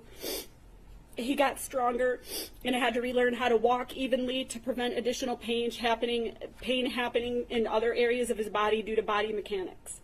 He has nerve damage and inflammation that causes pain all the time. The pain that at 2 years post-incident, per the doctors, will be as good as it gets now. We hope they are wrong. He takes prescription pain medication on a regular basis. He wears compression when he knows he'll be on his feet for a long time. Different recommendations for treatment have been more hurtful than helpful, like gabapentin and a TENS machine that sent him screaming, crying to the ground. When he knows he cannot do things, he just has to miss school or activities, and when he tries to do things and figures out he cannot, he just sits or kneels, often facing ridicule from a lack of understanding. Mentally, Aiden still has work he's doing. Every time there's another shooting, it's a setback. Every time there's another threat, it's a setback. When Aiden's older brother was at MSU in February of 23, we received an alert from an active shooter on campus. Aiden started texting his brother, telling him how to survive a school shooting. After that, it was hard again. Aiden struggled with going back to school again, and that happens anytime something happens. I recognize the attendance secretary at the school just by her voice now, and when I call him out of school, I'm not even sure I need to say who I am anymore. She just knows who we are and why we're calling. We can't move on like the rest of the world. We don't get to. Everything, no matter how hard, how big, how little it is, will always be more to us. I've had so many conversations with my son that no advice or preparation could help with. Like when Aiden was preparing to go back to school long after everyone else returned, we found him looking at bulletproof backpacks and clothing. He told us he planned to never be taken by surprise again, that he would be prepared. That is hard and felt impossible, but it is what it is.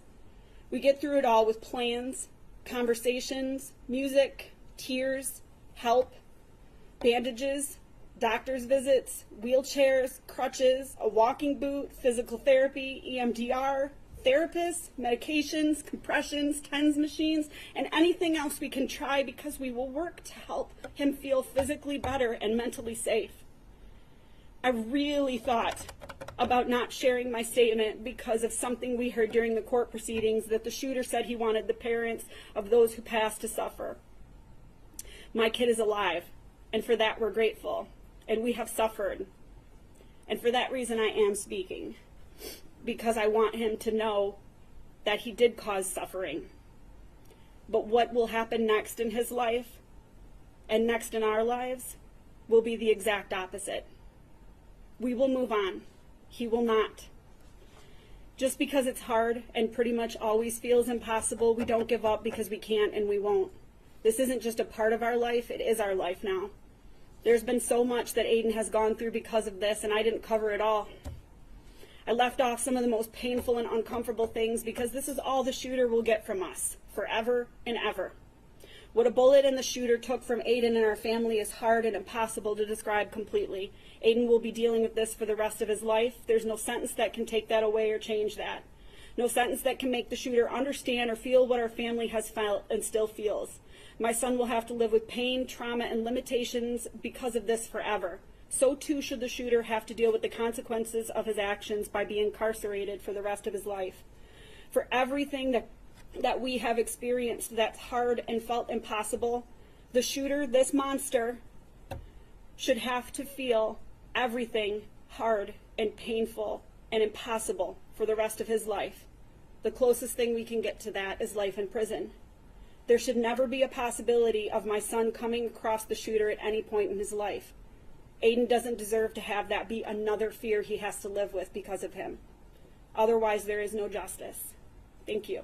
Thank you. And thank you for being here, ma'am. I know that it's not easy for you to do, so thank you for your statement. I listened very closely, and your statements did not fall on deaf ears, so I truly appreciate you being here this morning. Thank you. You're very welcome. Thank you.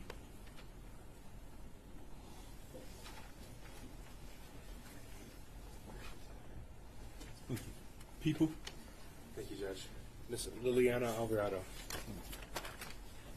Thank you, and good morning, ma'am. If you could please state your name. Liliana Alvarado. Thank you, and good morning to you. You may go ahead and proceed with your statement.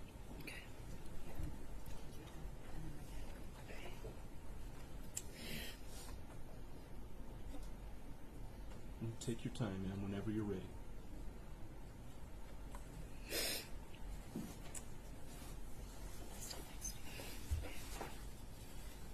Tuesday, November 30th, 2021 is a day I will never forget.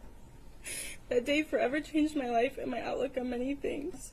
It started out just like any other morning. Dropped my sister off at the high school. After I dropped my brother off at the doors at the middle school, then went to park at the middle school. I waited for my best friend because she was always late and we always walked together. As we walked, we went to the middle school for mentorship for the Bully Busters. As we walked in, everybody was already in the library, sitting in a circle, laughing really loud. We asked what was so funny because we were so lost. That's when Tate showed us his phone of giraffes fighting. He was laughing so hard. Soon after, we went and taught 6th graders our lesson. And then after that, I went back to Oxford High School and continued my day not knowing what I was walking into. Within 4 hours, I would be running for my life, fighting and praying to walk back out. It changed everything. I used to not be scared to go to school, the store, get my nails done, take my dog on a walk, go to the gym, just daily things I would normally do. But today, anywhere but home, I'm scared of the possible outcome. I'm scared of the outcomes that may happen. I'm always ready for something to happen. Growing up, I was always outgoing and down for whatever as long as we had fun, and now I feel like I'm restricted on what I can do because of the fear I developed after the incident. Kids should not have to fear going to school or have to worry about if they're going to make it home at the end of the day to their family or their family worrying about their children at school. This incident not only took a mental toll on myself, but everybody in the community. My little sister, who was 8 years old at the time of the shooting, can't go to school in person anymore because of her constant anxiety. How is that fair? Anytime I'm out, I always scan the room for the nearest exit, and if the room doesn't have an exit, I typically don't go. I always watch everybody's body language, and after a while, that also has a toll on my mental health. I remember a couple nights after the shooting happened, I couldn't sleep in my room by myself because every little sound I heard felt like it was happening again. I had to go to therapy and learn to deal with anxiety and being okay even when I wasn't okay, and I still struggle with that today. When I go home for break from school, I'm excited to see my friends and family, but whenever I come back to Oxford, I can still remember everything. It's an instant reminder. To this day, I can still hear gunshots and sirens. It's even to the point when I see sirens, sometimes I have a full-on panic attack. Mental health is a big thing that shouldn't be looked past. Life shouldn't be like this for anybody, but especially kids or teenagers. School should be a safe spot to go and get our education, not to run from bullets or develop fear and constant anxiety. So, Judge, as we move forward, I pray this disgusting, filthy human being gets life without parole. Thank you all for listening to me. Thank you, and thank you for your strength and courage in speaking here in court this now afternoon. So thank you for being here. Thank you. You're very welcome.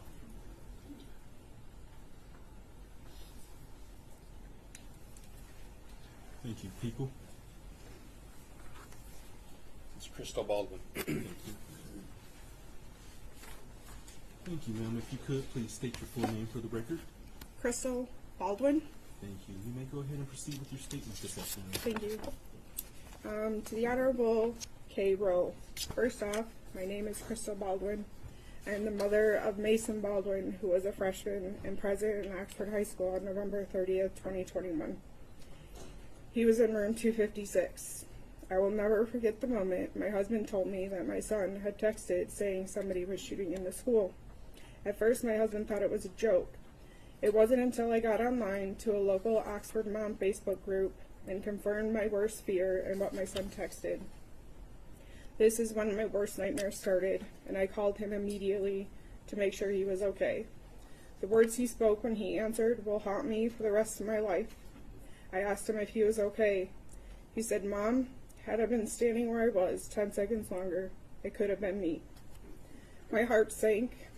I was grateful he was locked down. I told him to stay calm and I would be in touch. I had to get a hold of Madison. I texted her, no response. Called her, no answer. Called my son back to see if he knew where she was. He said he would try to get a hold of her. I told him her phone just rang and rang. He blamed it on her phone battery always being dead. I told him this was different, as the phone was ringing and not just going straight to voicemail. Madison is my niece and goddaughter, so making sure that she was okay was a priority for me. She and my son were finally in the same school. They rode to and from school every day, so I needed to make sure she was okay. The relationship they were forming was more of a brother-sister relationship rather than cousins. I had this growing up, and I love that they were able to experience this. A little backstory with Madison is I was in the hospital the day she was born. I witnessed her taking her first breath. She was not only my niece, goddaughter, but felt more like a daughter to me. The thought of anything happening to her made me sick to my stomach. It was not until hours later that we were informed of what happened to her. Once my son was finally evacuated from that school, it seemed like an eternity, but finally was able to hug him. I took him out of Meyer into the car with my husband.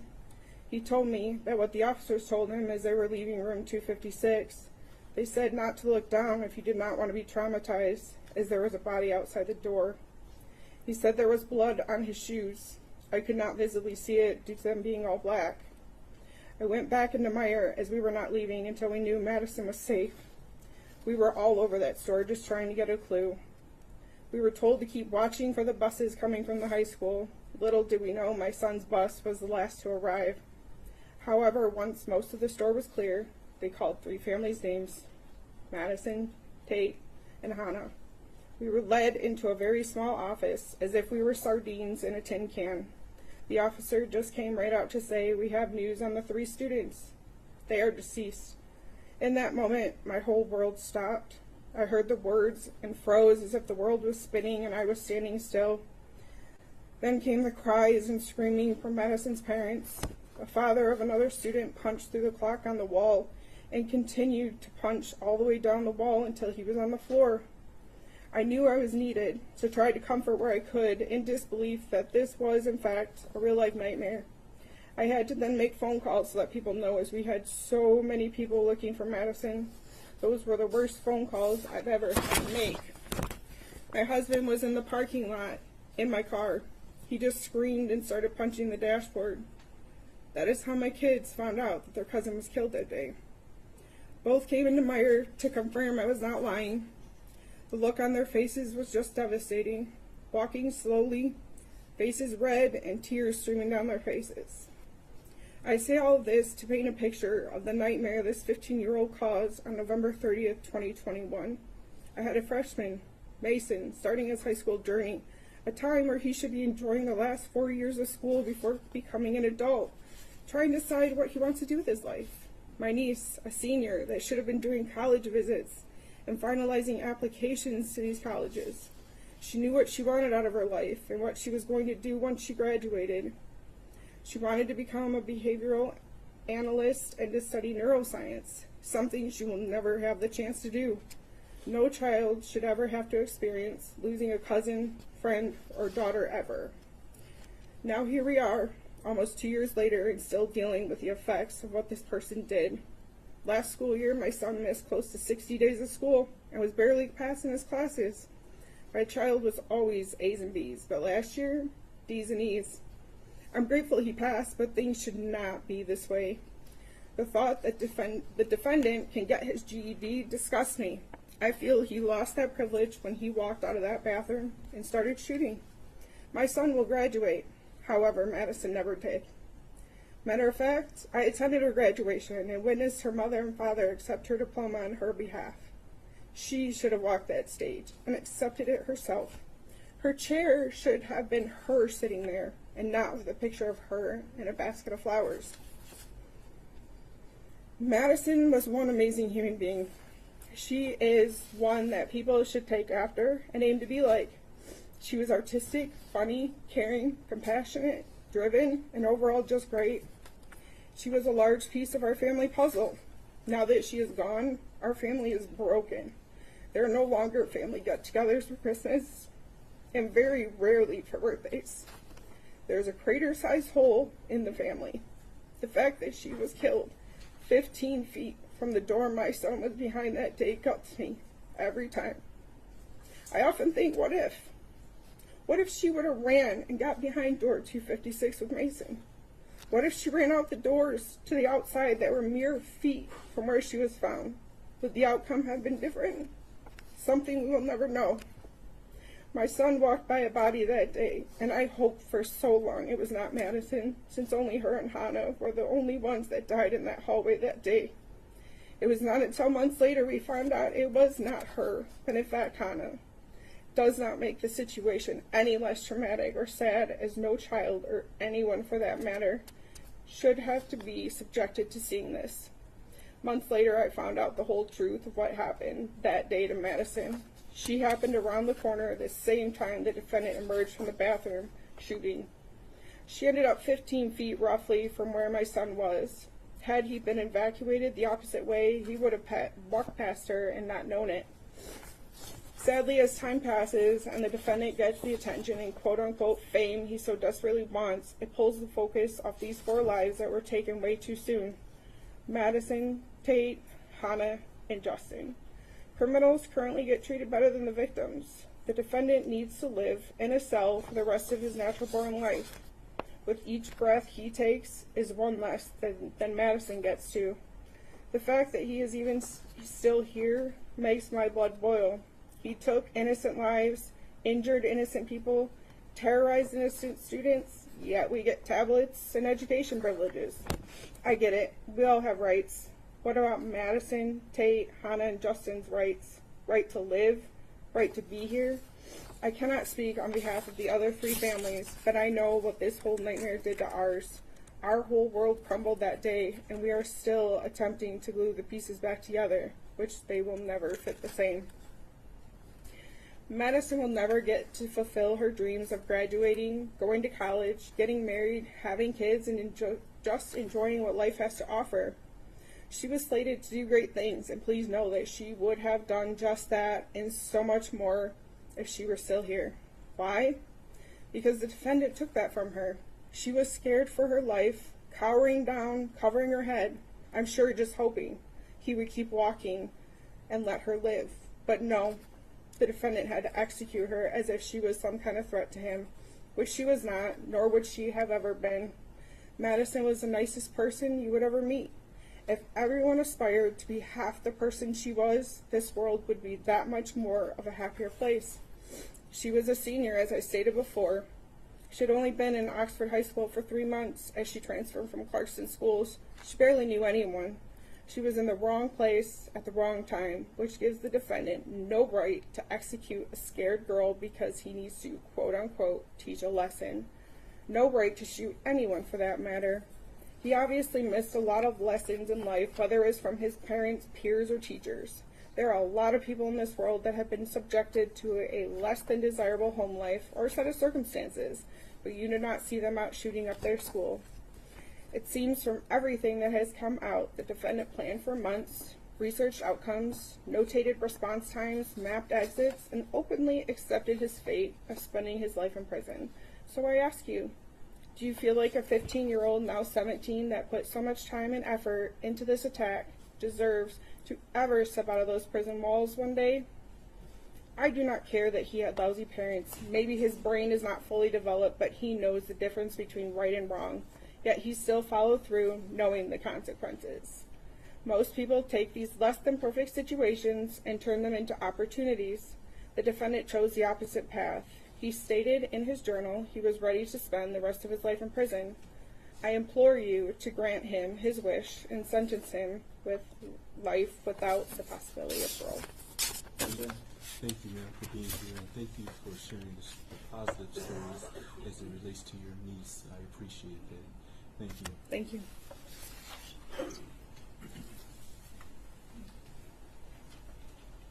Thank you. People? Do we have a minor next? Thank you. If we could, please not record the minor or photograph the minor.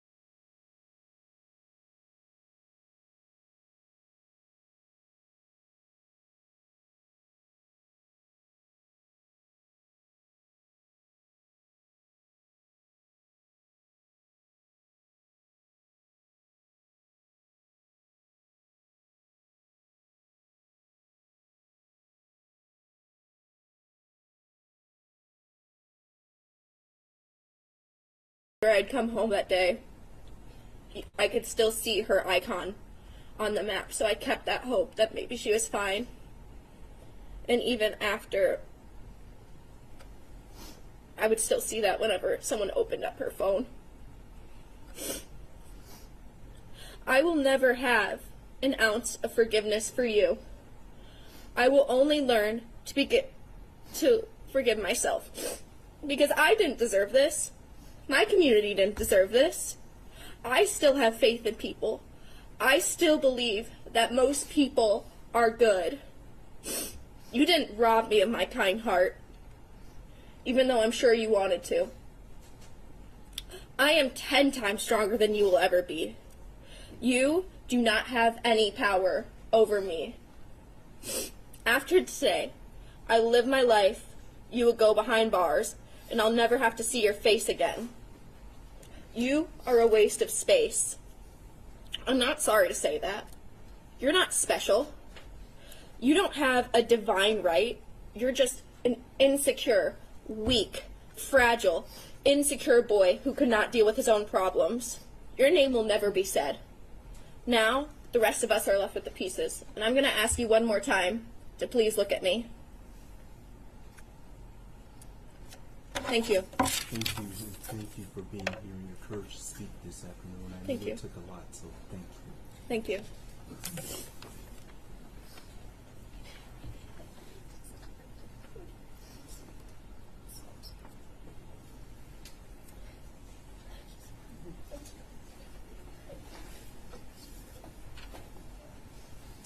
Thank you, people. Marcia Hudson.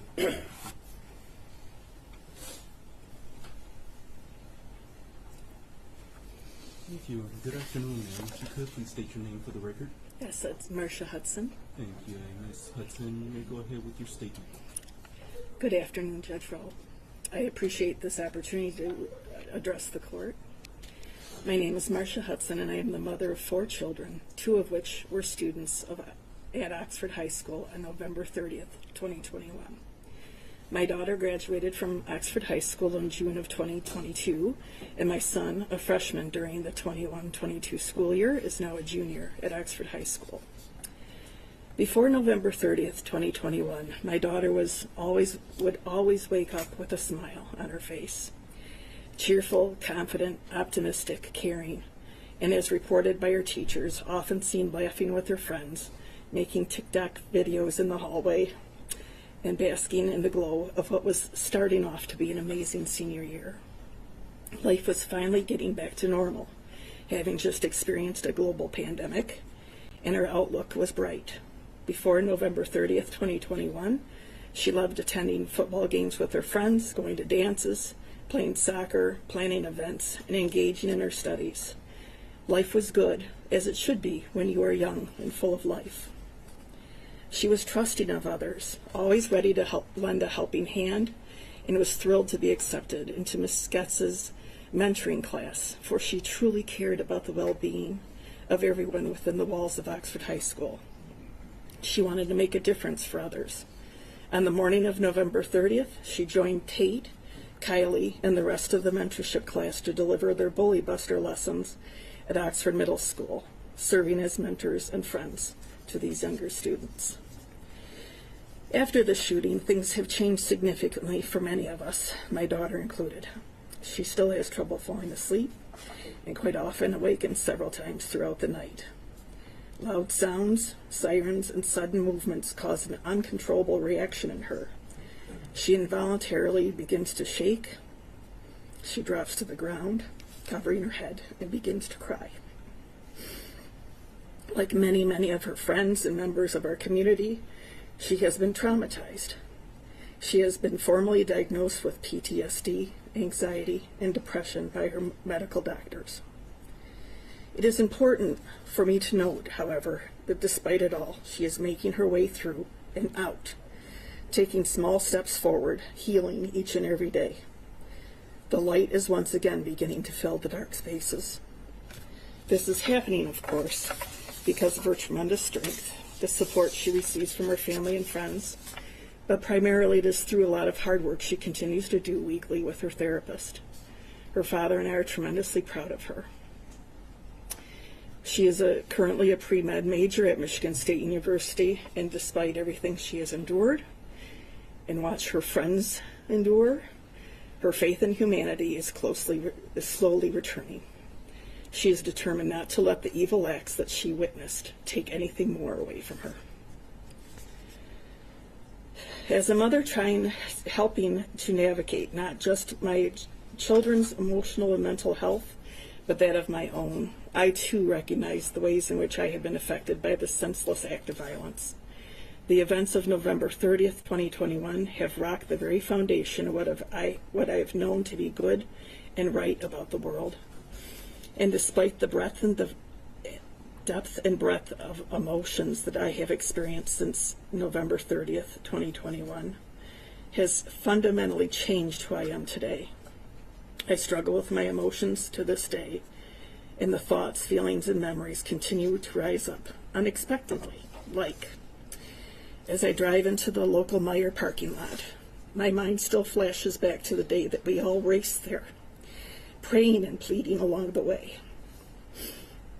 I remember arriving and watching my child crying, unseen, running back and forth across the parking lot, completely panic-stricken. I remember how desperate I was to get her into the car and hold her close, to hug the fear and sadness away. Simultaneously, I think about and pray for the parents of those that also raced to Meijer, so that they too could be reunited with their shaking, panic-stricken children, only to learn that they will never again be able to hold their child.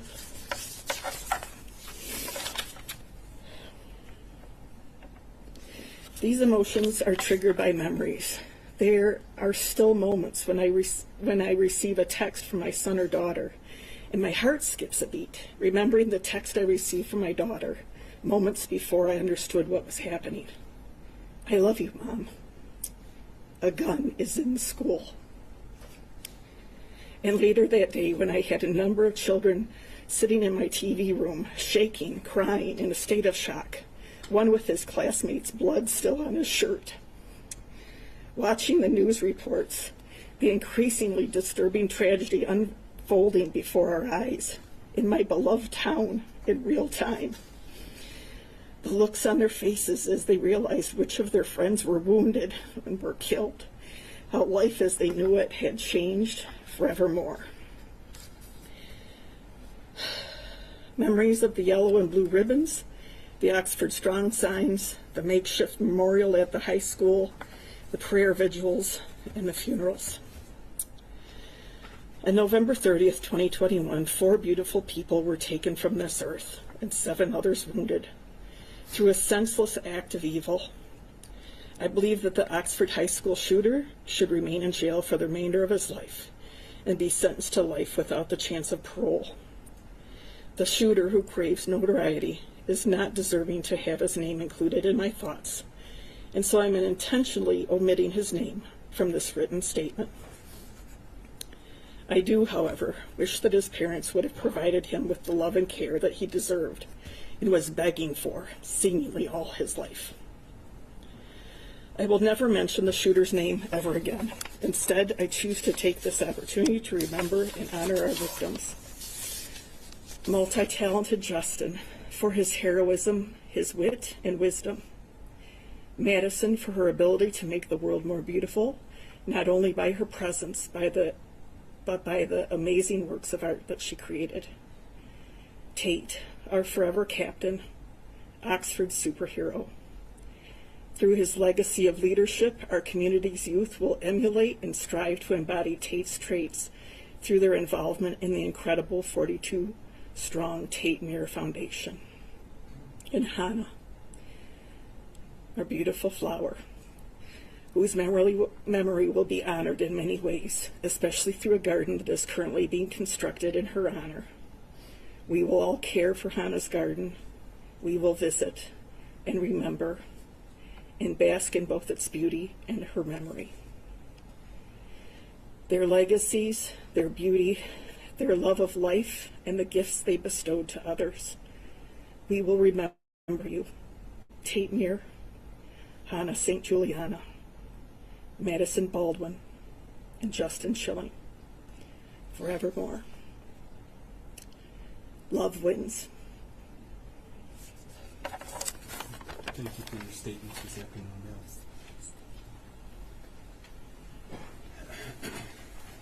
Madeline Johnson. Madeline Johnson is next, Judge. Thank you. Good afternoon, ma'am. If you could, please state your name. Madeline Johnson. Thank you. You may go ahead and proceed with your statement. Thank you. My name is Madeline Johnson, and I'm here today to speak on behalf of myself, my family, and my best friend, Madison Baldwin. I was a senior at Oxford High School when the shooting happened, and I would like to start this off by sharing the shirt I'm wearing. Madison used to draw me doodles on gum wrappers, and I keep them. One day she gifted me the one on the front of my shirt, and she said that it was the two of us as dinosaurs, best friends, even in the prehistoric times. This is one of the only things I have left to remember her by.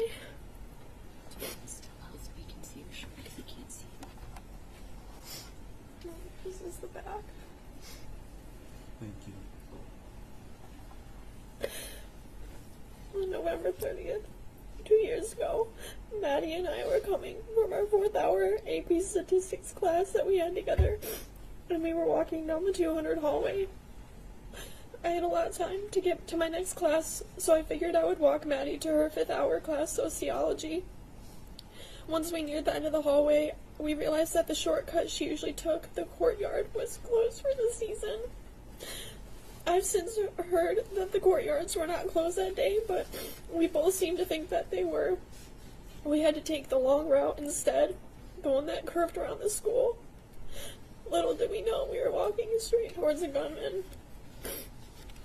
Since neither of us had intended on taking the long route, I realized that I was going to be late for class. So I said goodbye to her and turned around to start walking the other way. I didn't think that goodbye was going to be permanent. I thought it was goodbye for an hour, and I'll see you next class. As soon as I started walking the other direction, I heard the first round of bullets. The pattern of them still plays in my head every single day. For a moment, just a fraction of a second, everything went quiet, or at least it did for me. I looked around the hallway and saw looks of horror on the faces of teachers and other students. Their faces are frozen in my mind. I didn't see Madison. I couldn't see where she went. After that fraction of a second passed, it sunk in for everyone in the hallway, and it was chaos. People were screaming, running, pushing, and shoving. Doors were being slammed shut as kids desperately tried to make it to a classroom, and more gunshots rang in my ears. I wasn't in control of my own body anymore, and I couldn't feel any of my limbs. My hearing went out, sort of like when you're underwater and people above you are talking. My vision went blurry, and I didn't even realize that I was running as fast as I possibly could to the other end of the 200 hallway.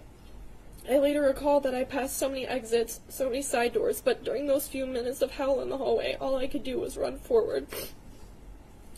I found out that Madison died a few hours later from a photo on somebody's Snapchat story. I didn't believe it until multiple other people confirmed it for me. Even then, for months, I still didn't really believe it. The moment it really sank in that she was gone forever was the day we had to go back to the high school. I sat in my ceramics class, our favorite class, and I watched as students poured through the door, and I waited for her to come sit at her seat right next to me, and I waited and waited, and I finally realized that she was never coming. For a long time, I blamed myself. I should have continued to walk her to class because then maybe things would be different. I blamed those stupid courtyard doors for being locked on us, because if we'd taken the shortcut, she would still be here. But now I realize where the blame truly lies, and it lies with that monster sitting over there who can't even look at me. My life has been nothing short of a complete and total mess for the past 2 years. I can't trust anybody anymore. I don't make friends. I can barely keep my current friends because I can't let anyone get close to me anymore.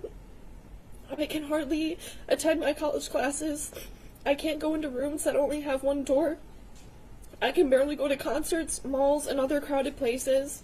I can't fall asleep without waking up in a panic from nightmares, and the only place I truly feel safe is my bedroom. I used to be a nicer person. I used to be fearless. I used to be a good friend, but I can't be any of those things anymore because the only thing that is ever on my mind are those gunshots playing over and over again on a loop. I don't enjoy things anymore, but all these combined are not even nearly as painful as it is to live without my best friend. I want the person who did this to know that Madison would have been your friend. I want you to know that she would have treated you with nothing but kindness had you not killed her. I'm not sure how much emotion you're capable of feeling, but I hope you regret it.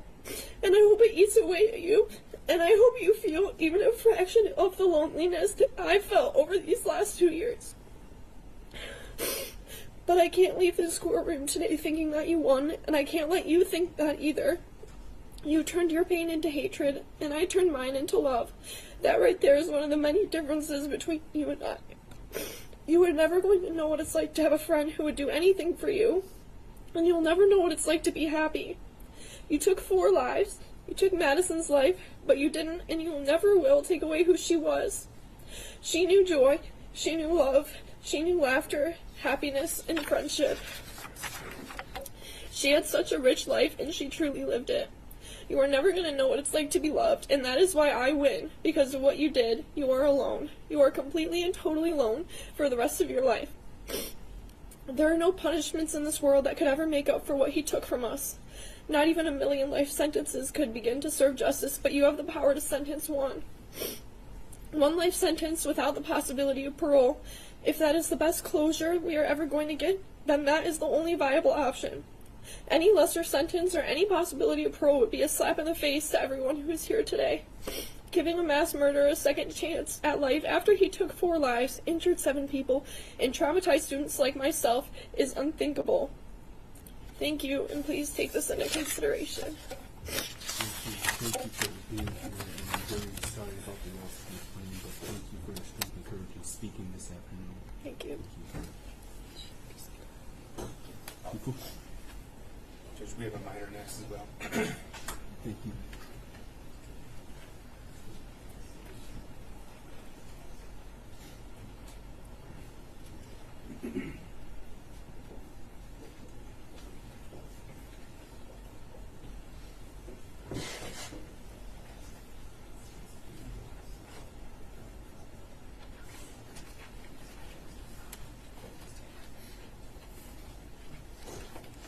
Thank you, and good afternoon to you. You Because too. you're a minor, you don't have to say your name on the record if you do not want to. But of course, if you want to, you may go ahead and state your name. With that, you may go ahead and proceed with your statement this afternoon. Thank you, Your Honor. Hello, Your Honor. I'm a survivor. My name's Addison Koss. I was an Oxford High School freshman when this tragedy occurred. Before this happened on November 30th, I was living my childhood out doing what I loved and being oblivious to the world around me and all its bad things. Before this day, I have never seen or heard a gun in person or violence around me. My life was basically perfect, but all of that went away fast. A week before Thanksgiving, there was a threat of a shooting. It was false, but I seen the defendant in the hallway, and I had a bad feeling about him, that he was dangerous. The week we got back from Thanksgiving break, the next thing I knew, I was in my biology class nervous for our test. I was going to use the bathroom before the test, but thank God I got caught up talking with my friends. All of a suddenly, in the middle of our conversation, I heard 3 bangs. At the first, I thought it was a fight. On the fourth one, I recognized it was gunshots, and about 4 more followed.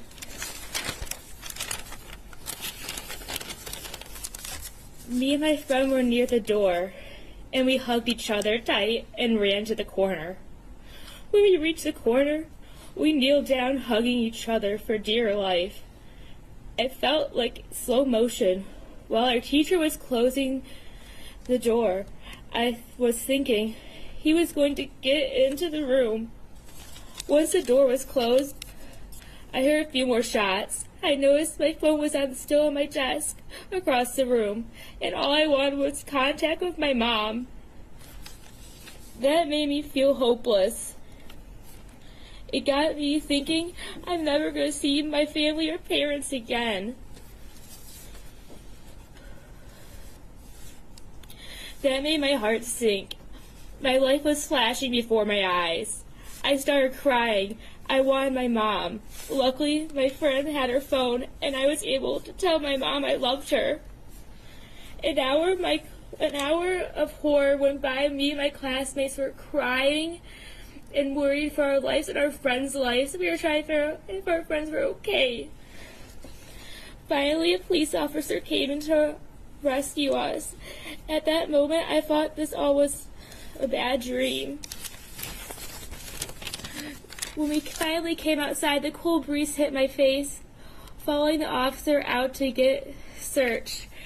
After I was searched, I called my grandma because my parents were at work and I thought they would not be able to come pick me up for some reason. When I heard my grandma's voice, I broke down crying because I thought I would never hear her voice again. She reassured me. Then we got on the bus to Meyer to reunite with our family. On the bus, my other grandma called me and told me my mom was on her way to Meyer, and she was offering her support. At Meyer, I was finally able to be back in my mom's warm arms, as we hugged more tightly than ever before.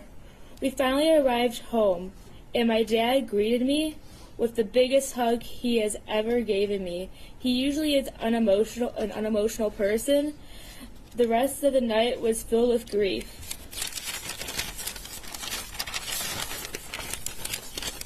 The after effects on me was I could not sleep alone for weeks after this tragedy. I slept in my parents' room for the first week, and I don't usually sleep with my dog, but my dog had to sleep with me. I also now always tell my family and my friends and my loved one multiple times a day I love them because I'm scared of losing them. I also still get nervous in crowded spaces because I'm scared I would not be able to escape. But all I am sensitive to is loud noises because it reminds me of that day. There has also been many more effects on me, but this has also impacted my family and my peers. My mom sometimes still cries when she is talking about that day because she was traumatized. She didn't know if I was okay or make it out alive.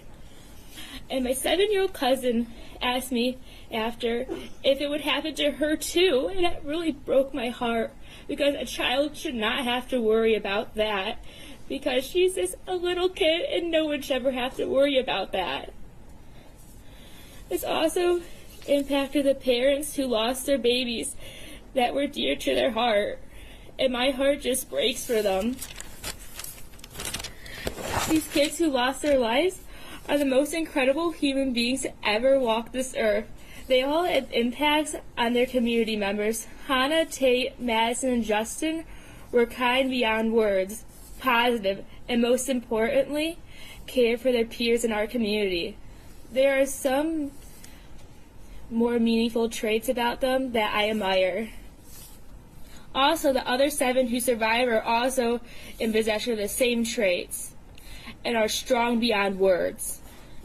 So, Your Honor, I am asking you to give this defendant, or should I say monster, life in prison without the possibility of parole in a maximum security prison, because this monster should never be free again and suffer because he took the life of Hannah, Tate, Justin, and Madison, and injured 7 others, and also impacted another 2,000 people, traumatizing them all for life. Why should he walk free while we're suffering the trauma he put on us? Thank you, Your Honor. Thank you. Thank you for your statements this afternoon. Another minor, Judge? Thank you. And with that, we'll keep the recording down.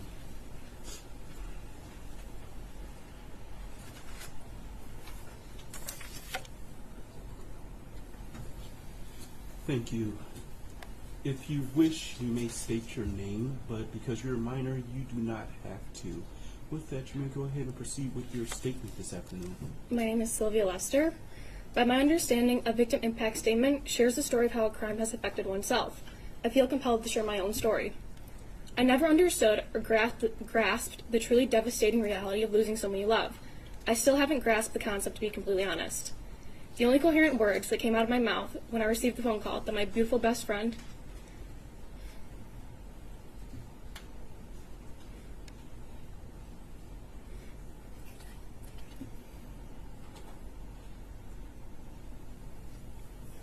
"14-year-old Hannah St. Juliana had been shot to death" were, "Oh my God." I thought her sister was lying to me on the phone, for there was no way that my Hannah had been brutally killed in their school hallway mere minutes after I left her to head my 5th hour class. After being placed in lockdown, I hid in the corner of my darkened English classroom, oblivious to the true carnage happening just across the courtyard from me. I can still feel the echoes of classmates' hand clenched tightly in my own interlocked fingers. I can hear my blood rushing through my ears as I waited to experience the ring of a gunshot that would end my life. I can no longer walk down the street without thinking someone is waiting to kill me, aiming for me. The sound of sirens automatically alerts my brain to another school shooting, and to the numbing walk after leaving high school, to the same irrational call that will inevitably be following, informing me another person I love is gone. To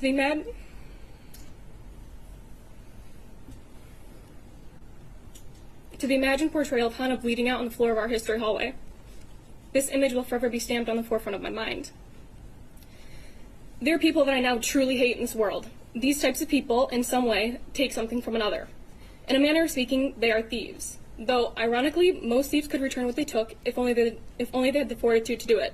This thief, you, a murderer, can't give me back what you stole.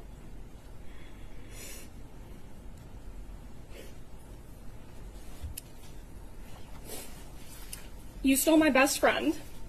You stole my carefree laughter. You stole my Christmases. You stole my Tuesdays. You stole my New Year's. You stole my Friday night football games. You stole Hannah's 15th birthday. You stole Hannah's 16th birthday. You have stolen every single one of her birthdays. You stole my 16th birthday, along with my 17th and everyone following it. You stole my ability to live life without the crushing fear of being killed at any given moment. You stole my love of school. You stole the love I had for the naivety in people. You stole my trust in the innocuous people on the sidewalk. You stole the comfort of my room by leaving me petrified of the dark and the horrors that may be waiting in it, that may be lurking in it, waiting for me to let down my guard once again. You stole my dreams and turned them into recurring nightmares where my best friend bleeds out on the floor of our school. You made me into someone that I never would have recognized at 15. You took the girl that I was, tore her to shreds, and left her to find a way to suffer through every single day without the presence and loving friendship of Hannah St. Juliana. It was asked in the Miller hearing if it was traumatizing to lose your best friend. You don't need an expert to tell you, you need only ask me. As was most likely predicted, the answer to that question is a resounding yes. Traumatized because I thought Hannah would forever change her jewelry.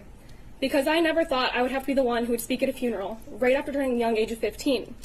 I never thought I would look at my best friend's emotionless 14-year-old face in a casket. I never thought there would be a bed of flowers cushioning Hannah's lifeless body as a freshman in high school.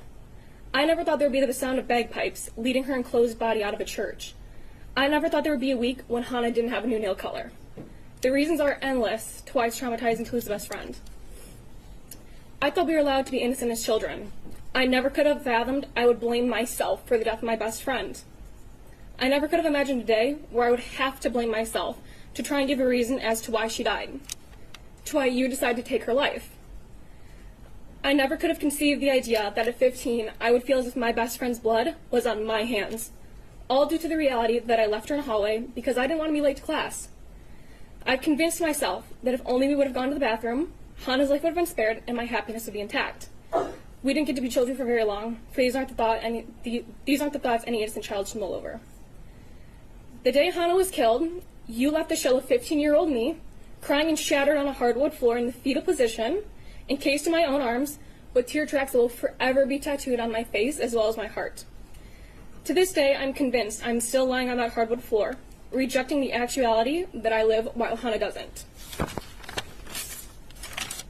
You left Hannah St. Juliana, my best friend, my person, lying dead on the floor in a pool of her own blood. On November 30th, you terrorized 1,800 students and teachers. You shot 6 defenseless students and 1 teacher. And ultimately, you killed Madison Baldwin, Justin Schilling, Tate Meir, and Hannah St. Juliana. You should never, ever get the opportunity to steal from anyone else ever again in your entire life. You shouldn't have stolen from me. I shouldn't have to remember Hannah for longer than I knew her. Hannah's last words to me, in the middle of the school hallway, arms linked, held tilted together, were, "I'll call you later." I never got a call. Thank you.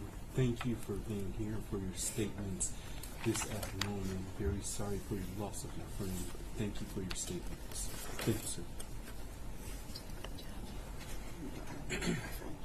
Jason? Yes. Council approach before the next individual approaches the podium.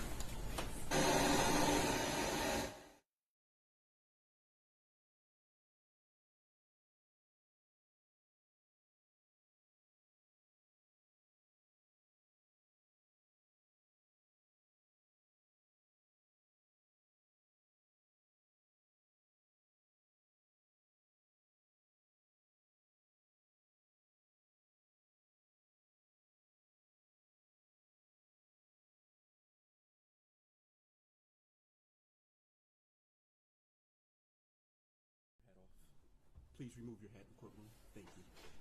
Thank you. With that, people, it's the next individual minor.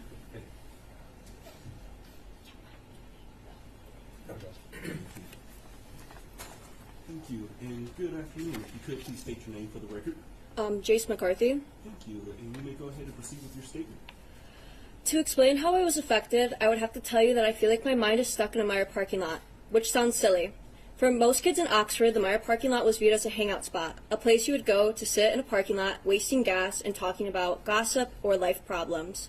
Strolling down aisles for hours trying to waste time before curfew. But most days I'm stuck in a Meijer parking lot.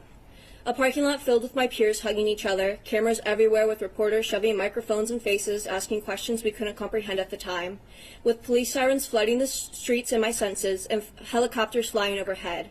I am still there.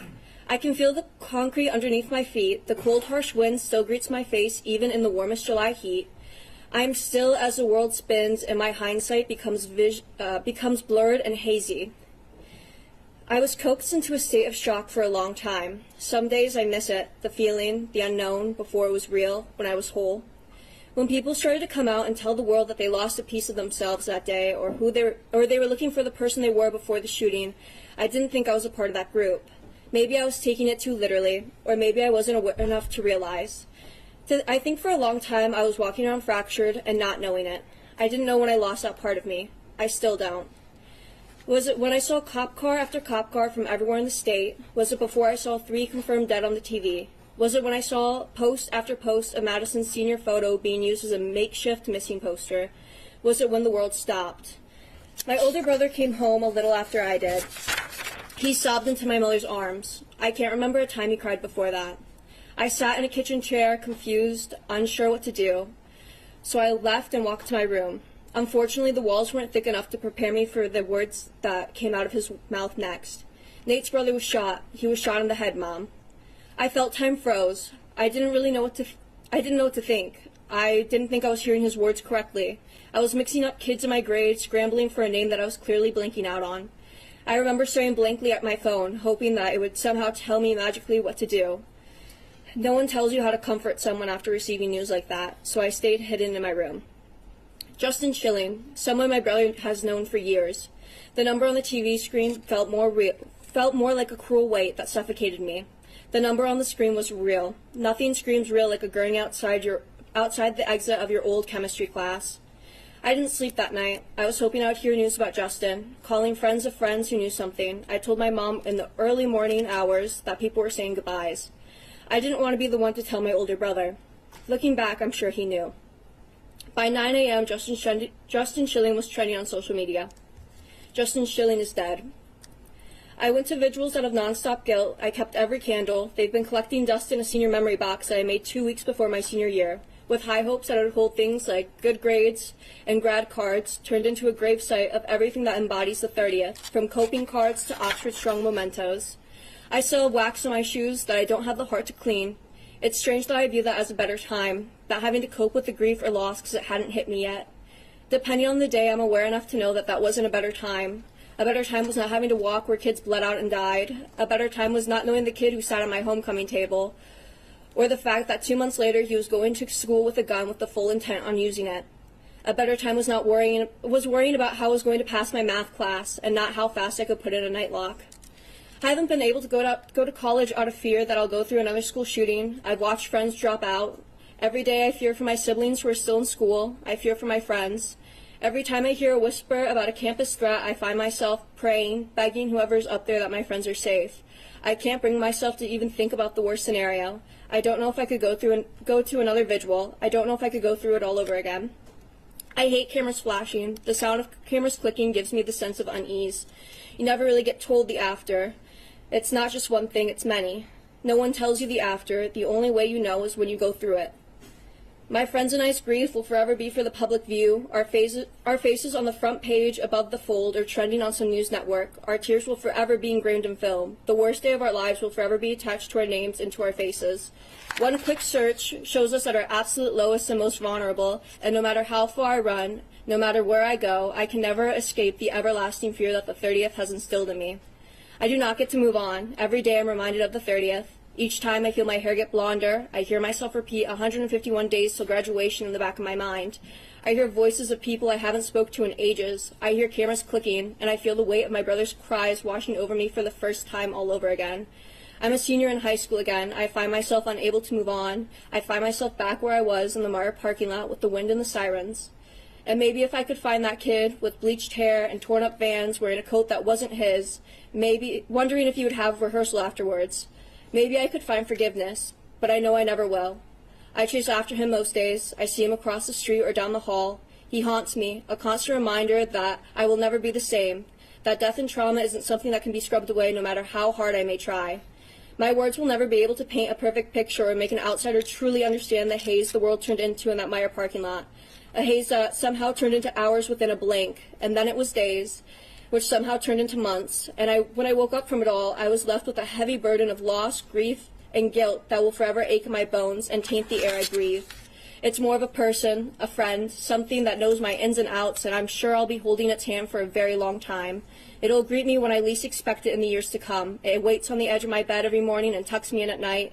It follows me around, always looking over my shoulder. It's the voice that tells me to check my exits, follow the rule of 3. 3 exits, 3 hiding spots, 3 things I can use to defend myself.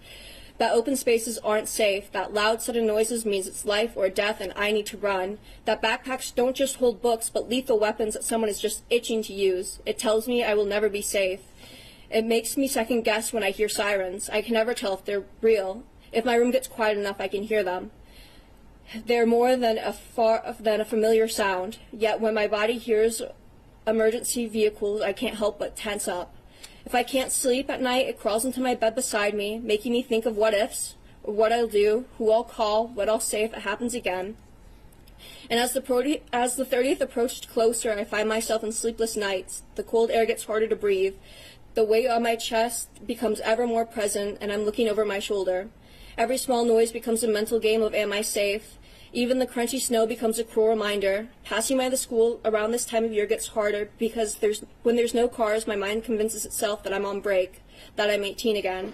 I have to look in the mirror and I have a hard time seeing the person who's looking back at me, because sometimes time isn't linear to me. I expect to see the person I was. I have a hard time to remind myself that I haven't been 18 for a minute, that I'm not playing Nancy Drew over Deerhead conspiracies, and I'm not skipping my online class for the 80th time that semester, or I'm not going to walk into 5th hour and listen to the girl next to me talk about her teacher. That I am 20, that the world moves on, and I just didn't know it would move on without me. That it's mostly in my mind or in my head. Time is a very strange thing. Some days the 30th doesn't feel real. It feels like it was decades ago, and others I'm right back in it. I don't know why pain and trauma are like this. I don't know why it tends to rush me or corners me.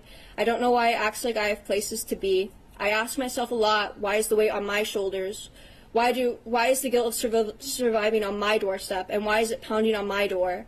Often I wake up, and the first thing I do is pull myself together. I find myself trying to scream my way out of nightmares. It's become my go-to method of waking myself up. It gets my mind to the real world.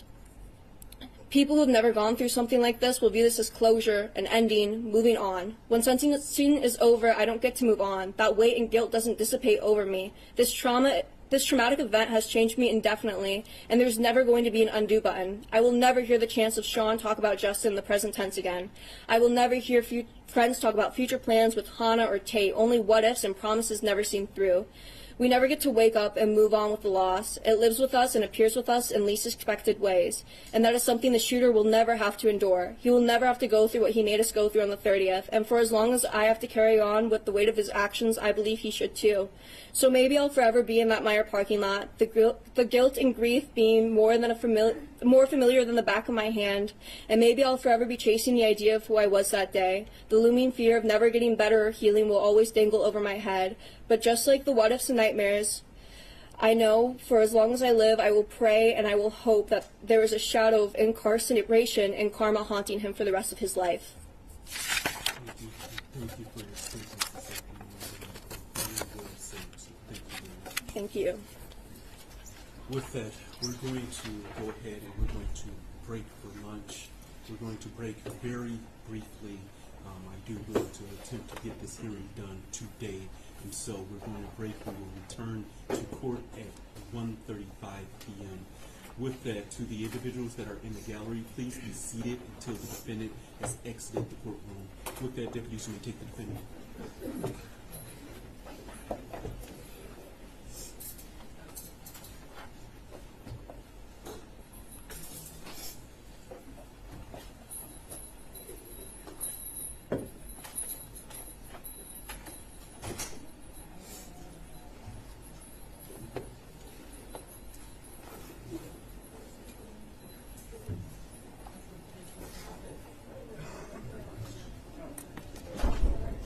Thank you. With that, court stands in recess. All rise.